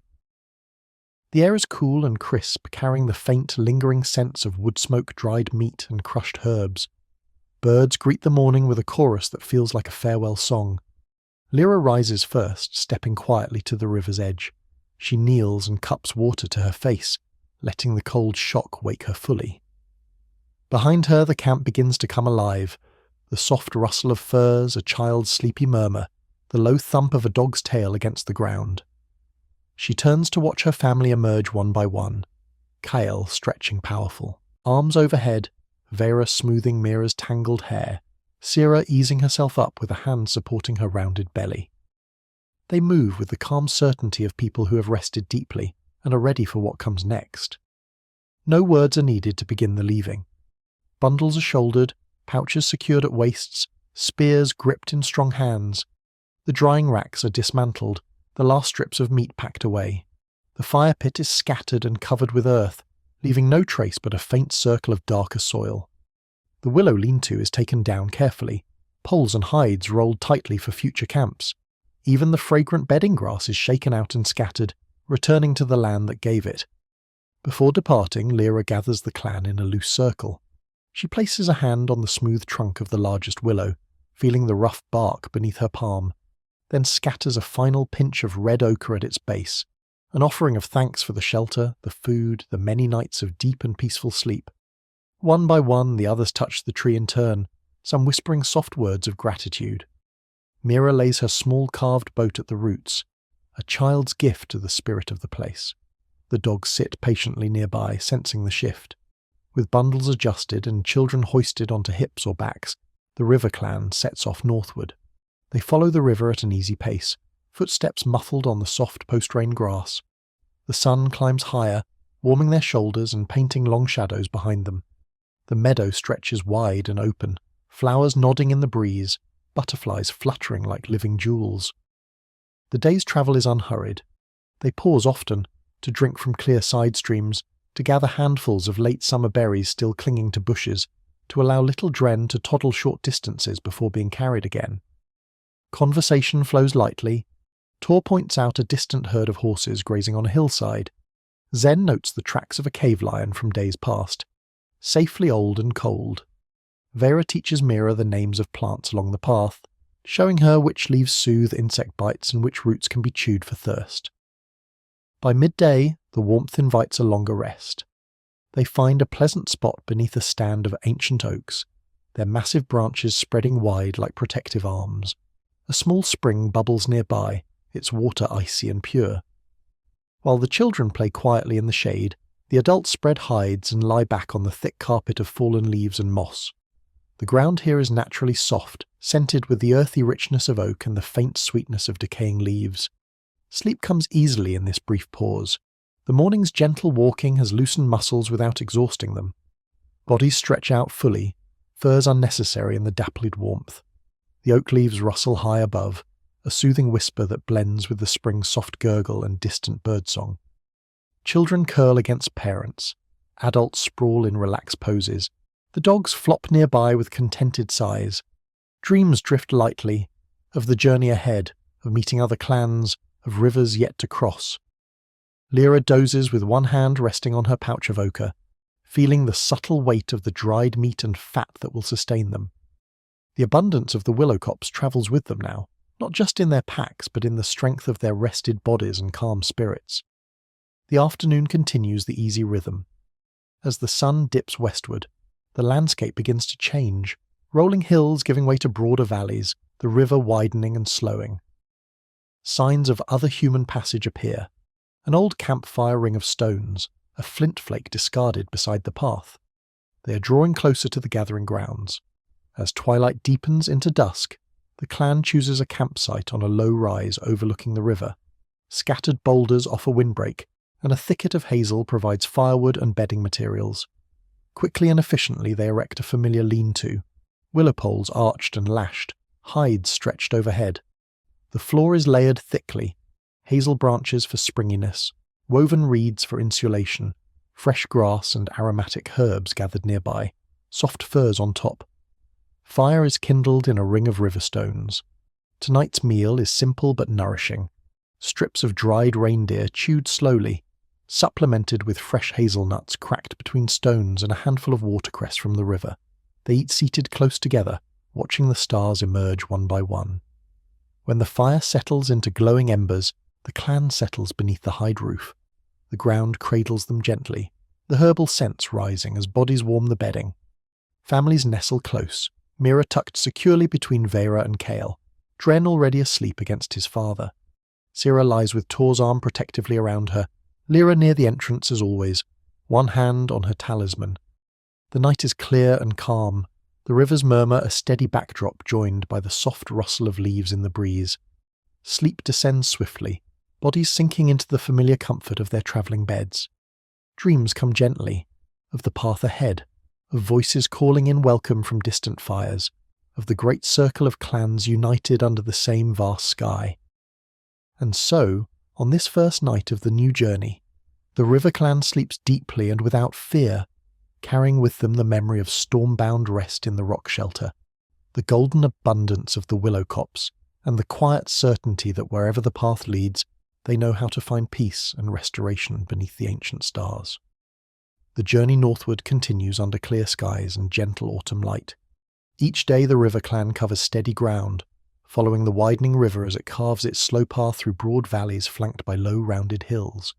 The landscape feels familiar yet ever-changing, patches of open grassland giving way to stands of birch and alder, rocky outcrops rising like ancient watchers, distant herds, of horses and aurochs grazing peacefully on the horizon. They travel at an easy, sustainable pace, rising with the sun and stopping well before full darkness.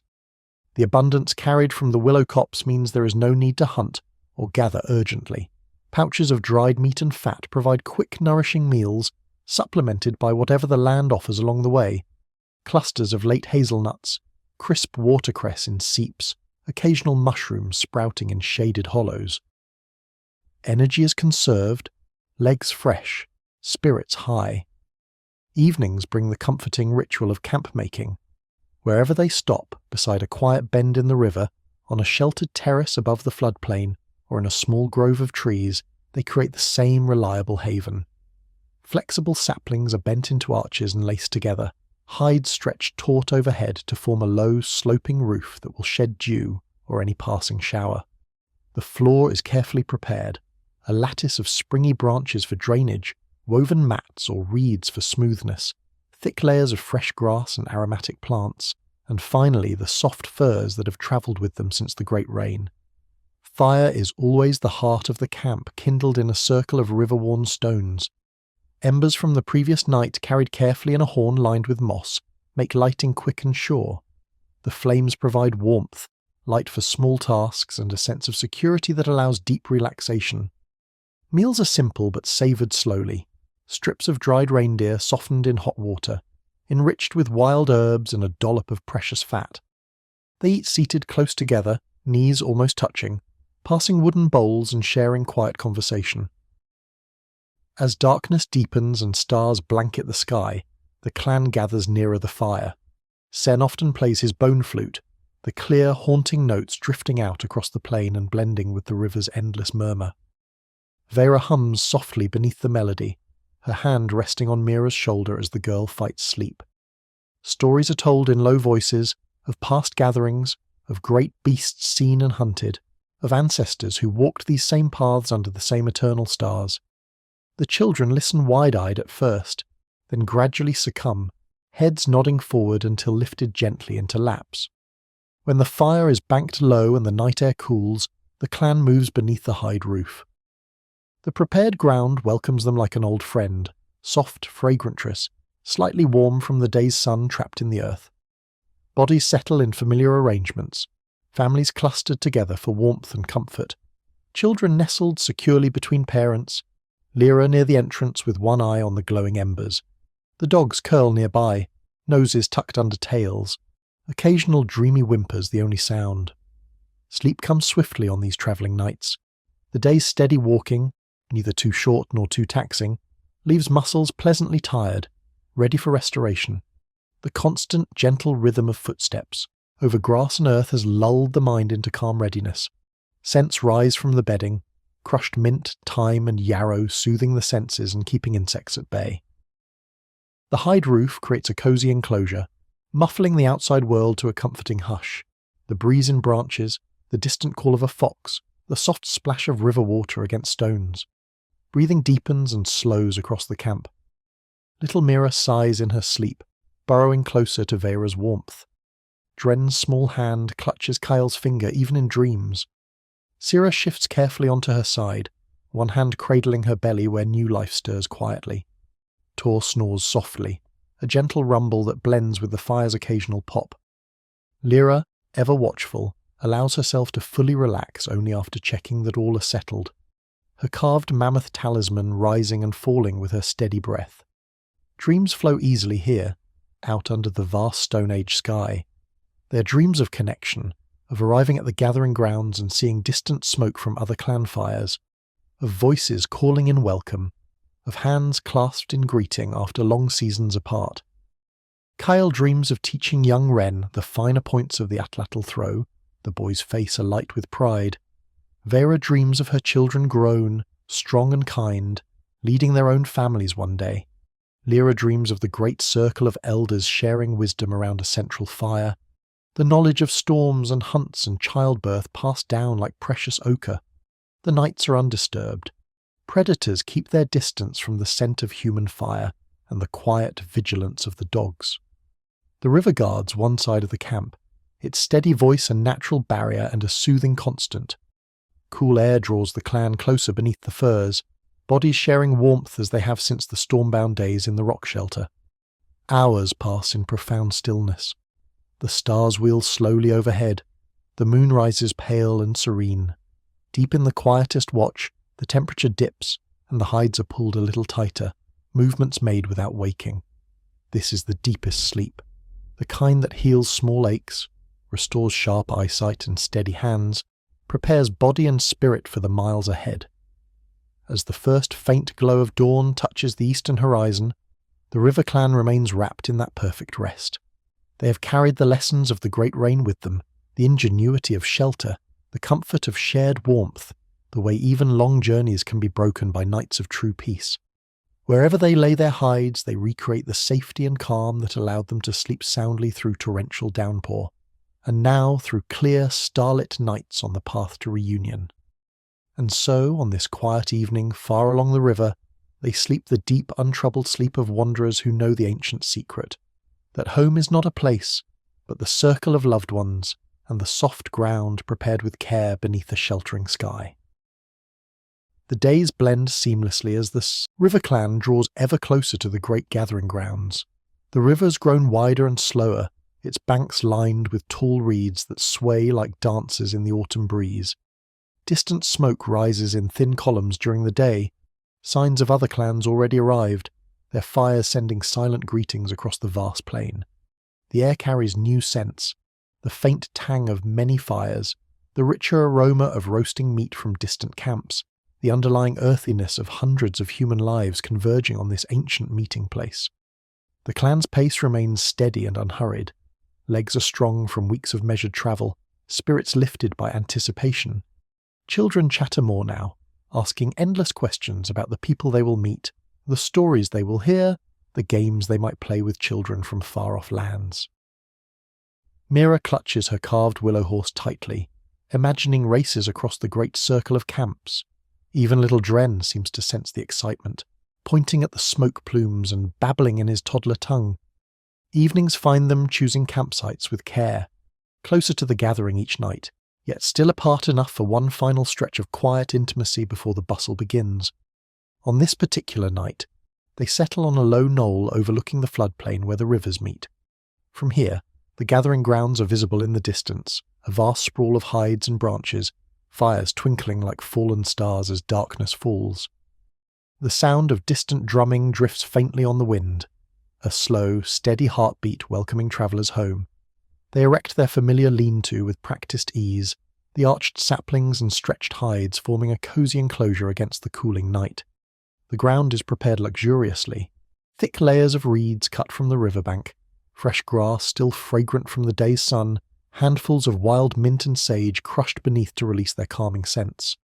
Soft reindeer furs, the same ones that kept them warm through the great rain, are spread atop it all, creating a bed that feels like a gentle embrace. Fire is kindled in the usual circle of stones, flames leaping eagerly as dry willow branches catch. Tonight's meal is richer than recent days. Kale and Tor returned from a short foray with several fat ducks taken from a nearby pool, their breasts roasted slowly over the coals until the skin crisps golden and the meat falls tender. They supplement with dried reindeer strips softened in hot water and a stew of roots and greens boiled in the woven basket. Fat drips into the fire, sending up sweet smoke that mingles with the herbs. As they eat, the conversation turns to the gathering ahead. Lyra speaks quietly of clans she hopes to see again, old friends from the southern caves, distant kin who follow the mammoth herds. Vera wonders about new pigments and shells for decoration, her fingers already itching to trade.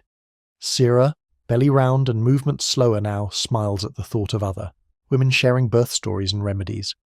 The children listen rapt, eyes reflecting firelight, imagining a world suddenly full of new faces and voices. When the meal is finished and embers glow softly, Sen lifts his bone flute. The notes he plays tonight are different, slower, more resonant, echoing the distant drumming from the gathering grounds. Others join softly, Vera's low humming, Tor's gentle tapping on a rolled hide. The music weaves a bridge between their small circle and the greater one waiting ahead. Even the dogs sit quietly, ears pricked toward the far-off rhythm. Eventually the fire is banked low, and the clan moves beneath the hide roof. The prepared ground cradles them gently, the crushed herbs releasing waves of soothing scent as bodies settle. Families nestle close, Mira tucked securely against Vera, one small hand clutching her mother's braid. Dren curled on Kyle's chest, rising and falling with his father's breath. Sira and Tor side by side, his arm draped protectively over her belly. Lyra lies near the opening, gazing out at the distant fires for a long moment before allowing her eyes to close. The night is cool and clear, stars blazing overhead in breathtaking numbers. From the knoll, the gathering grounds twinkle below like a mirror of the sky above. Hundreds of small fires marking the places where people come together after long seasons apart. The distant drumming continues faintly, a steady pulse that seems to match the clan's own heartbeats as they relax into sleep. Rest comes deeply and sweetly this night. The day's travel has been light, the meal nourishing, the music calming. Bodies sink into the fragrant bedding, muscles loosening fully after weeks of steady journeying. The hide roof muffles the world to a gentle hush. The breeze in the reeds below, the soft crackle of embers, the far-off voices rising occasionally from the gathering like a lullaby from another world. Dreams arrive rich and vivid. Mira dreams of running through endless camps, chasing children with faces painted in bright ochre, laughter echoing everywhere. Kale dreams of great hunts shared with hunters from other clans, spears flying in perfect unison. Vera dreams of trading stories with wise women around a central fire, knowledge flowing like the rivers that brought them here. Lyra dreams of the ancestors, standing in a great circle that stretches back through time, each generation linked by the same fires, the same songs, the same deep need for connection after seasons of solitude. The night passes in profound peace. No predators approach the elevated knoll. The distant bustle of the gathering keeps the wild at bay. Cool air draws the furs closer, bodies shifting instinctively for warmth without waking. Breathing slows and deepens across the shelter, a shared rhythm as old as humankind itself. In the deepest hours, the drumming from the gathering grounds fades to silence, leaving only the natural voices of the night, the river's murmur, the occasional cry of a night bird, the soft sigh of wind across the plain. The river clan sleeps on, wrapped in the comfort of their travelling home, restored by the ancient art of creating safety and calm wherever they lay their heads. As the first pale hint of dawn begins to lighten the eastern sky, they remain cradled in that perfect rest, ready for the day that will bring them fully into the great circle of their people, strengthened by the long journey and the many nights of deep, healing sleep that carried them here. The final morning of the journey dawns cool and golden, a light mist hovering over the floodplain like a soft veil drawn across the sleeping world. The river clan wakes slowly beneath their hide roof, the familiar scents of crushed mint and warm furs mingling with the faint, distant smoke from the gathering grounds. For a moment no one moves. They simply lie listening to the quiet breathing around them, the soft rustle of grass in the breeze, the far-off murmur of many voices just beginning to stir. Lyra rises first, stepping out onto the knoll to watch the sun strengthen. Below her, the great meeting place comes fully alive. Dozens of shelters spread in a wide arc where two rivers join, fires being coaxed back to flame, figures moving between them like shadows taking form. The drumming from the night before has ceased, replaced by the low hum of human life. Children's laughter, the call of greeting, the rhythmic thud of stone on hide as someone works an early task. After many moons of travelling as a small, tight band, The sight and sound of so many people feels both exhilarating and strangely overwhelming. Inside the lean-to, the others begin to stir. Vera sits up, smoothing Mira's hair as the girl blinks sleepily. Kale lifts Drin onto his shoulder, the boy still half drowsing against his father's neck. Sira stretches carefully, smiling at the strong kick from within her belly, a reminder that new life will soon join this greater circle. One by one, they emerge into the cool morning air, standing beside Lyra to take in the view. Even the dogs sense the change, tails wagging as they sniff the wind, carrying scents of many humans and fires. Breakfast is quick and light. Strips of dried reindeer chewed slowly, a handful of hazelnuts, cool water from the spring.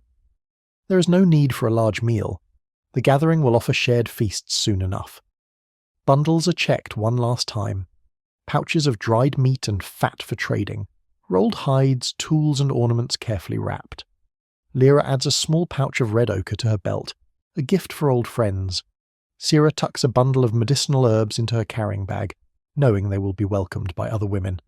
With everything secured, the clan dismantles their final travelling camp. The hide roof is rolled, poles bound together, the fragrant bedding scattered to the wind. The fire pit is covered with earth, leaving no trace of their quiet night on the Knoll. They stand for a moment longer, gazing back toward the willow copse far behind, the rock shelter even farther, a silent acknowledgement of the long path that began with torrential rain and led them here. Then, shouldering their loads, they descend toward the gathering grounds. The path winds gently downhill through tall grass still damp with dew, feet leaving faint trails that will vanish by midday. As they draw closer, individual voices become clearer, greeting calls, the cry of a baby, the deep laughter of men sharing an old joke. Figures pause in their tasks to watch the newcomers approach, hands raised in welcome. The river clan is greeted first by the lake people, old friends who summer near great northern waters. There are embraces, clasped arms, soft exclamations over how the children have grown. Mira hides briefly behind Vera's legs, overwhelmed by the sudden press of new faces, then peeks out shyly as a girl her age offers a carved bone bead. Dren reaches boldly for a stranger's beard, earning chuckles. Sira is drawn immediately into a circle of women, hands gently touching her belly as questions and advice flow freely.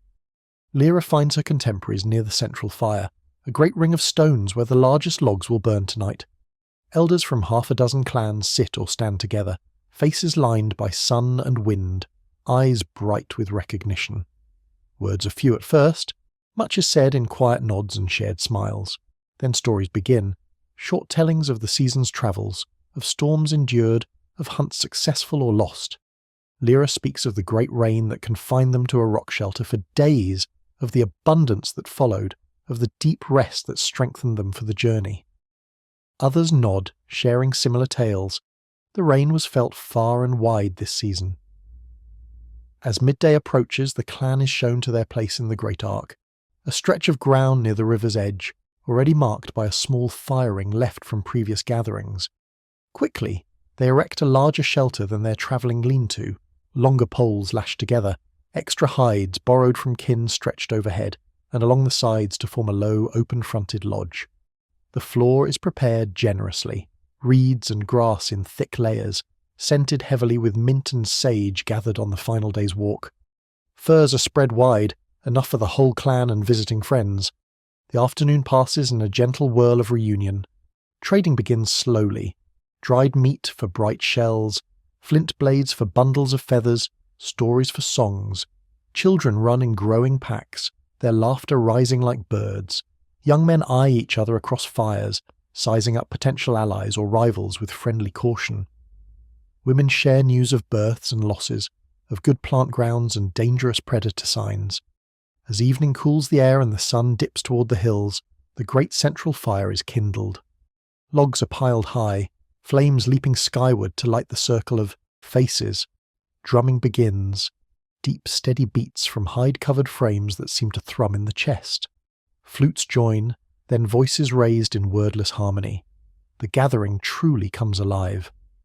The river clan eats from shared bowls, roasted aurochs from a recent group hunt, fish from the river, roots and greens contributed by many hands. Bellies fill quickly after moons of measured portions. When the feasting slows, they drift toward their new lodge, weary from the day's excitement yet content in a way that settles deep in the bones. The prepared ground welcomes them like the softest embrace. The thick bedding, enriched by the scents of many herbs, cradles tired bodies. Families and friends settle close, more crowded than on the journey, yet comforting in its familiarity. Mira curls between Vera and a new friend from the lake people, already fast friends. Dren sleeps on Kale's chest as always. Lyra lies near the open front, watching the central fire's glow paint dancing light on the lodge walls. Sleep comes swiftly amid the sounds of the gathering, the low murmur of voices, distant laughter, the steady drum that continues softly into the night. The air is filled with wood smoke and the faint salt of many bodies, grounding and real. Dreams weave through the lodge, of connection strengthened, of knowledge shared, of the great web of people that holds them all. And so, on their first night in the gathering grounds, surrounded by kin and kindred after a long season apart, the River Clan sleeps deeply and peacefully, restored by the journey, cradled by community, and wrapped in the ancient certainty that, whether in storm-lashed rock shelters or beneath the open sky of reunion, humanity has always known how to find profound rest together. The days at the great gathering unfold like a slow, warm dream. The gathering grounds thrum with life, the constant low murmur of voices in many dialects, the laughter of children weaving between shelters, the rhythmic thud of stone tools shaping flint or hide, the rich sense of roasting meat and boiling stews carried on wood smoke. After moons of travelling as a small, self-contained band, the River Clan sinks gratefully into this greater whole, surrounded by kin and kindred whose faces have been missed like favourite trails. Mornings begin gently. The sun rises over the confluence of the rivers, painting the shelters in soft gold and drawing mist from the water like breath from a sleeping giant. The clan wakes in their lodge to the sounds of the greater camp. Babies crying, dogs barking in playful chase, the first calls of greeting as people pass between fires. There is no urgency to rise. The abundance here is shared, and no single clan must provide everything for itself. Lyra often wakes first, slipping quietly from the firs to sit by the lodge's open front. She watches the central fire being revived, elders already gathering with carved wooden cups of herbal infusion. One by one her family stirs, Vera stretching with a quiet yawn, Kale lifting a sleepy Dren to his shoulder, Mira blinking awake beside her new friend from the lake people who has taken to sleeping nearby. Sira eases herself up slowly, hand on her belly, smiling at the strong movements within. Breakfast is a communal affair. Women from several clans tend great cooking baskets near the central fire, dropping heated stones into mixtures of roots, fish, and wild grains contributed by many hands. The River Clan joins the loose circle, accepting steaming bowls and flat stones spread with rich fat. They eat slowly, savouring flavours made richer by variety. Spices and herbs traded from distant groups, fish from the river, meat from a recent group hunt of aurochs. Conversation flows easily, news of the season's travels, questions about children's growth, quiet laughter over shared memories. After eating, the day spreads out in gentle activity. Trading continues, dried reindeer meat from the River Clan exchanged for bright seashells, bundles of feathers, finely napped flint from the eastern hills. Kyle and Tor join groups of hunters, sharing techniques and stories of the great rain that filled the plains with new life. Zen plays his bone flute for an appreciative circle, learning new melodies from musicians of other clans. Vera sits with women dyeing fibres with ochre and plant juices, her fingers soon stained red and yellow as patterns emerge on cordage and hides. The children run free in ever-growing packs, their games echoing across the grounds. Mira races with her new friends, weaving between shelters, pretending to track great beasts or gather invisible plants. Little Dren toddles after the older ones, falling often but always picked up by kind hands. Evenings bring feasts around the central fire, vast quantities of food prepared together, eaten from shared bowls as stories grow grander with each telling. Yet no matter how full the days, rest remains sacred. Midday heat draws many back to their lodges for quiet hours of shade and sleep.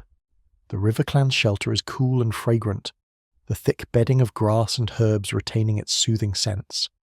One by one they drift inside, stretching out on the soft furs, bodies heavy with good food and gentle exertion.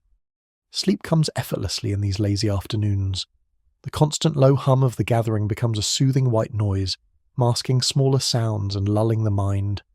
Children curl together in piles, limbs tangled, breathing slow. Adults lie in relaxed sprawl, some on their backs gazing up at the hide roof where faint smoke patterns dance, others turned onto sides with arms pillowed beneath heads. The dogs flop nearby, panting lightly before dozing off. Dreams are light and pleasant, of endless feasts, of laughter that never fades, of the great circle of people stretching unbroken around the fire. Lyra dozes with a soft smile, her hand resting on her carved mammoth, feeling the subtle thrum of life all around her. Sira sleeps deeply, one hand cradling her belly, dreaming of the child who will be born into this wide family. As the sun dips and shadows lengthen, the clan stirs again, slowly, reluctantly, yet refreshed. They emerge into the cooling air, ready for evening's music and stories. The central fire is built high, flames leaping to meet the first stars. Drumming begins, joined by flutes and rattles, voices rising in ancient songs that speak of rivers and hunts, of storms endured and sunlit plains. When night fully claims the sky, the river clan returns to their lodge. The thick bedding welcomes them like an old friend, cradling tired but contented bodies. They settle close, more than on the journey, with visiting kin sometimes joining the circle. Mira nestles between Vera and her lake people friend, whispering secrets until sleep claims her. Dren curls against Kale as always, thumb in mouth. Sira and Tor lie entwined, his hand resting protectively over her belly. Lyra takes her place near the front, listening to the greater camp settle around them. The murmur of voices fading, fires banking to glowing embers, the soft sounds of hundreds drifting into rest. Sleep descends like a warm tide. The day's richness, food shared, stories told, connections renewed, settles deep in the bones. The lodge is a cocoon of familiar scents and soft furs, the ground beneath insulating perfectly against the cooling earth. Outside, the gathering breathes as one great being, its many fires twinkling like stars brought to ground. Dreams tonight are profound, of the ancestors gathered just such as this, of children yet unborn sitting in this same circle, of the endless chain of humanity linked by fire and story and song. The great rain that began the river clan's journey feels like a lifetime ago, yet its lessons live in every breath, in the knowledge that shelter can be found in stone or hide, or the arms of community, that rest is possible even amid storm or celebration, and so, surrounded by the gentle sounds of the greater family, cradled in the soft embrace of their lodge, the river clan sleeps deeply and without care, restored, connected, and wrapped in the timeless peace that has carried their people through 30,000 years of nights. The gathering stretches on, each day blending into the next like beads on an endless cord. Time loses its sharp edges here. There are no distant herds to follow, no urgent storms threatening, only the gentle rhythm of shared life. The central fire burns day and night, tended in turns by young men from every clan, its flames a constant heart around which the greater family revolves. Mornings remain slow and golden.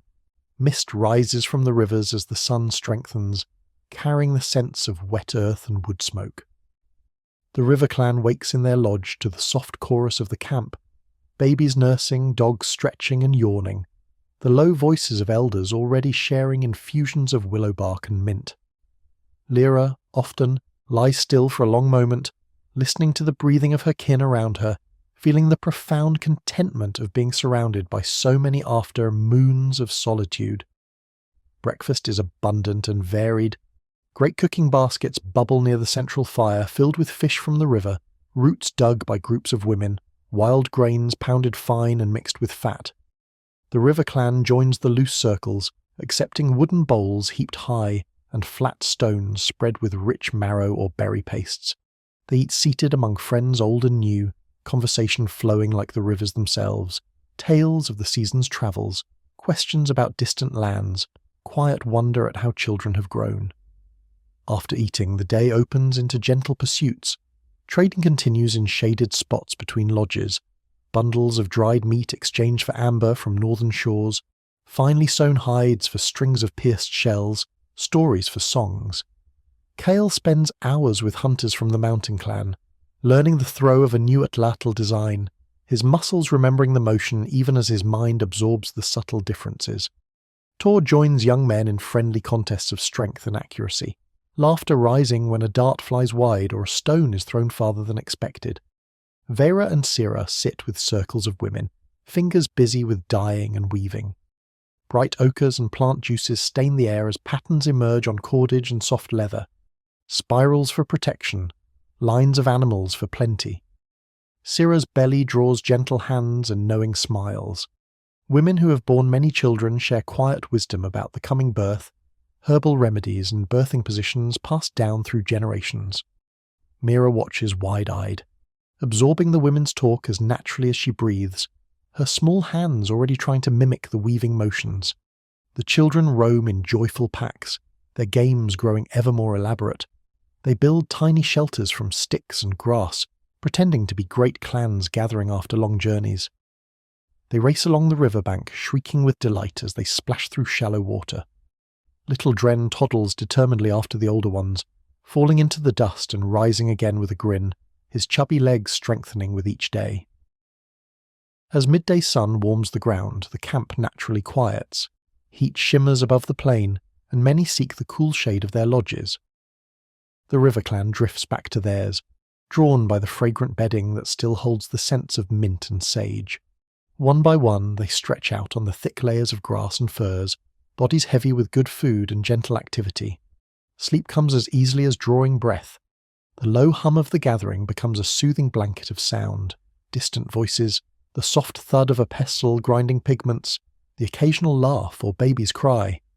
Children curl together in tangled heaps, limbs flung wide in total abandon. Adults lie in relaxed poses, some gazing up at the patterns of light filtering through, the hide roof, others turning onto sides with knees drawn up. The dogs flop nearby, panting before dozing off with paws twitching in dreams. Dreams in these midday hours are soft and drifting, of endless summers where food is always plentiful, of rivers that never run dry, of the great circle of people holding strong against time itself. Lyra dozes lightly, her mind wandering through memories of past gatherings, of children now grown, of friends lost to the ancestors, of the unchanging rhythm that binds them all. Sira sleeps deeply, one hand on her belly, feeling the child within respond to the calm with gentle kicks. As the sun begins its descent and shadows lengthen, the clan stirs slowly. They emerge into the cooling air renewed, ready for evening's feasts and music. The central fire is built high once more, flames leaping to meet the first stars. Drumming begins, deep, resonant beats that seem to thrum in the earth itself. Flutes weave melodies above, rattles add their dry whisper, voices rise in ancient songs of creation and journey. The river clan eats from shared abundance, roasted meats, steamed fish, thick stews enriched with fat and herbs. They sit among kin, passing bowls and stories with equal generosity. When night fully claims the sky, they return to their lodge, bellies full and spirits light. The thick bedding welcomes them warmly, cradling tired but happy bodies. They settle close together, families intertwined with visiting friends, the lodge fuller than on the journey yet comforting in its crowded warmth. Mira nestles between Vera and her lake people friend, whispering until sleep claims her mid-sentence. Dren curls against Kale, one small fist clutching his father's hair. Syra and Tor lie close, his hand resting protectively over her belly. Lyra takes her place near the front, listening to the greater camp settle into quiet, the murmur of voices fading, fires banking to embers, the soft sounds of hundreds drifting into rest. Sleep descends deeply and completely. The day's richness, connections renewed, knowledge shared, laughter ringing, settles into the bones like good fat. The lodge is a haven of familiar scents and soft furs, the ground beneath insulating perfectly. Outside, the gathering breathes as one great being, its many lodges dark and peaceful under the vast starlit sky. Dreams tonight are profound and connecting, of ancestors sitting in this same circle, of children yet unborn laughing around future fires, of the endless chain of humanity linked by shared rest and shared story. The great rain that once drove them to shelter feels like the distant beginning of this very moment, the storm that led to abundance, to journey, to reunion. And so, surrounded by the gentle rhythm of the greater family, cradled in the soft embrace of their lodge, the river clan sleeps the deepest, most restorative sleep, secure in community, restored by tradition, and wrapped in the timeless peace that has carried their people through countless nights under the same eternal stars. As the gathering reaches its fullest bloom, the days seem to slow even further, as though time itself wishes to linger in this place of reunion. The central fire burns brighter each night, fed by contributions from every clan, its flames casting a warm glow across hundreds of faces painted with ochre and charcoal. Spirals of protection, lines of animals, dots representing stars. The air is thick with wood smoke, roasted meat, and the faint sweetness of fermented berries passed in carved cups during evening songs. The river clan has fully woven itself into the greater tapestry. Their lodge is rarely empty. Friends and distant kin drift in and out, sharing stories or simply sitting in companionable silence. Lyra spends long hours with the elders, her voice low as she recounts the great rain that began their season, the torrential downpour that drove them to the rock shelter, the days of deep, enforced rest that restored them, the abundance that followed like a gift from the spirits. Others nod, adding their own storm tales, and the circle feels complete, every hardship balanced by survival, every long journey ending here. Mornings are a gentle haze of waking. Sunlight filters through the hide walls, painting soft patterns on sleeping faces. The clan stirs slowly, bodies heavy with the luxury of uninterrupted nights. Mira often wakes first among the children, crawling over furs to peek out at the bustling camp, her lake people friend already whispering plans for the day's games. Dren babbles softly against Kyle's chest, small hands patting his father's face until dark eyes open with a smile.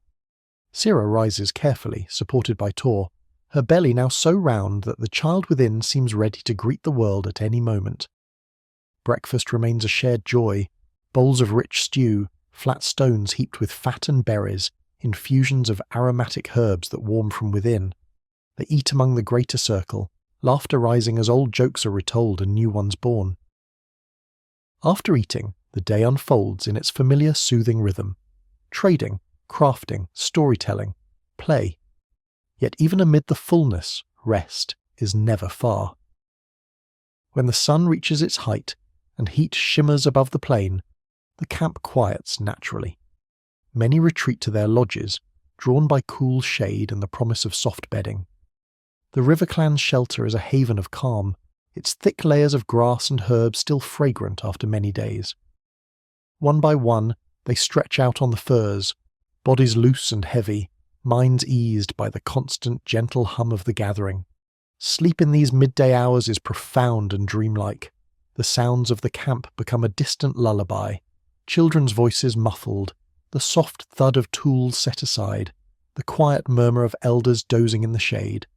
Children curl together in warm piles, limbs entangled, breathing slow and even.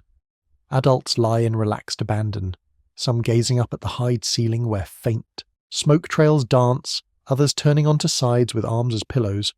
The dogs stretch out nearby, sighing deeply before drifting off. Dreams come rich and timeless, of ancestors sitting in this very circle, of rivers that flow forever, of the great chain of humanity unbroken across the ages. Lyra dozes with her hand on her carved mammoth, feeling the subtle pulse of life all around her. The kick in Sira's belly, the soft snores of children, the quiet strength of her people. This is the deepest truth the great rain taught them, that rest is not merely recovery, but connection, to the earth, to each other, to the endless turning of seasons. As evening approaches and shadows lengthen, the clan stirs once more. They emerge renewed, ready for the final nights of music and fire. The central blaze is built higher than ever, flames leaping toward the stars as drumming reaches a crescendo. Songs rise in layered harmony, voices from every clan blending into one great voice that seems to shake the very ground. The River Clan feasts one last time from shared abundance, then returns to their lodge as the fire burns low. The thick bedding cradles them gently, scents of mint and sage rising as bodies settle. They lie close, families intertwined with friends, the lodge full of quiet breathing and soft warmth. Mira nestles against Vera, dreaming already. Dren curls on Kyle, thumb in mouth. Sira and Tor hold each other close, feeling the child between them stir. Lyra lies near the front, her eyes lingering on the glowing embers outside before closing in peace. Sleep descends like a soft, endless river. The gathering sounds fade to a comforting hush, the crackle of dying fires, the distant call of a night bird, the quiet sigh of wind across the plain. Dreams weave through the lodge one final time, of journeys yet to come, of storms that will pass, of shelters built and rest found wherever the path leads. And so, on this last quiet night of the gathering, surrounded by the greater family they will soon leave behind until next season, the River Clan sleeps the deepest, most restorative sleep of all, secure in the knowledge that, from the fiercest torrential rain to the calmest starlit night, prehistoric people have always known how to create havens of profound rest, cradling body and spirit through the long, wild nights of the Stone Age.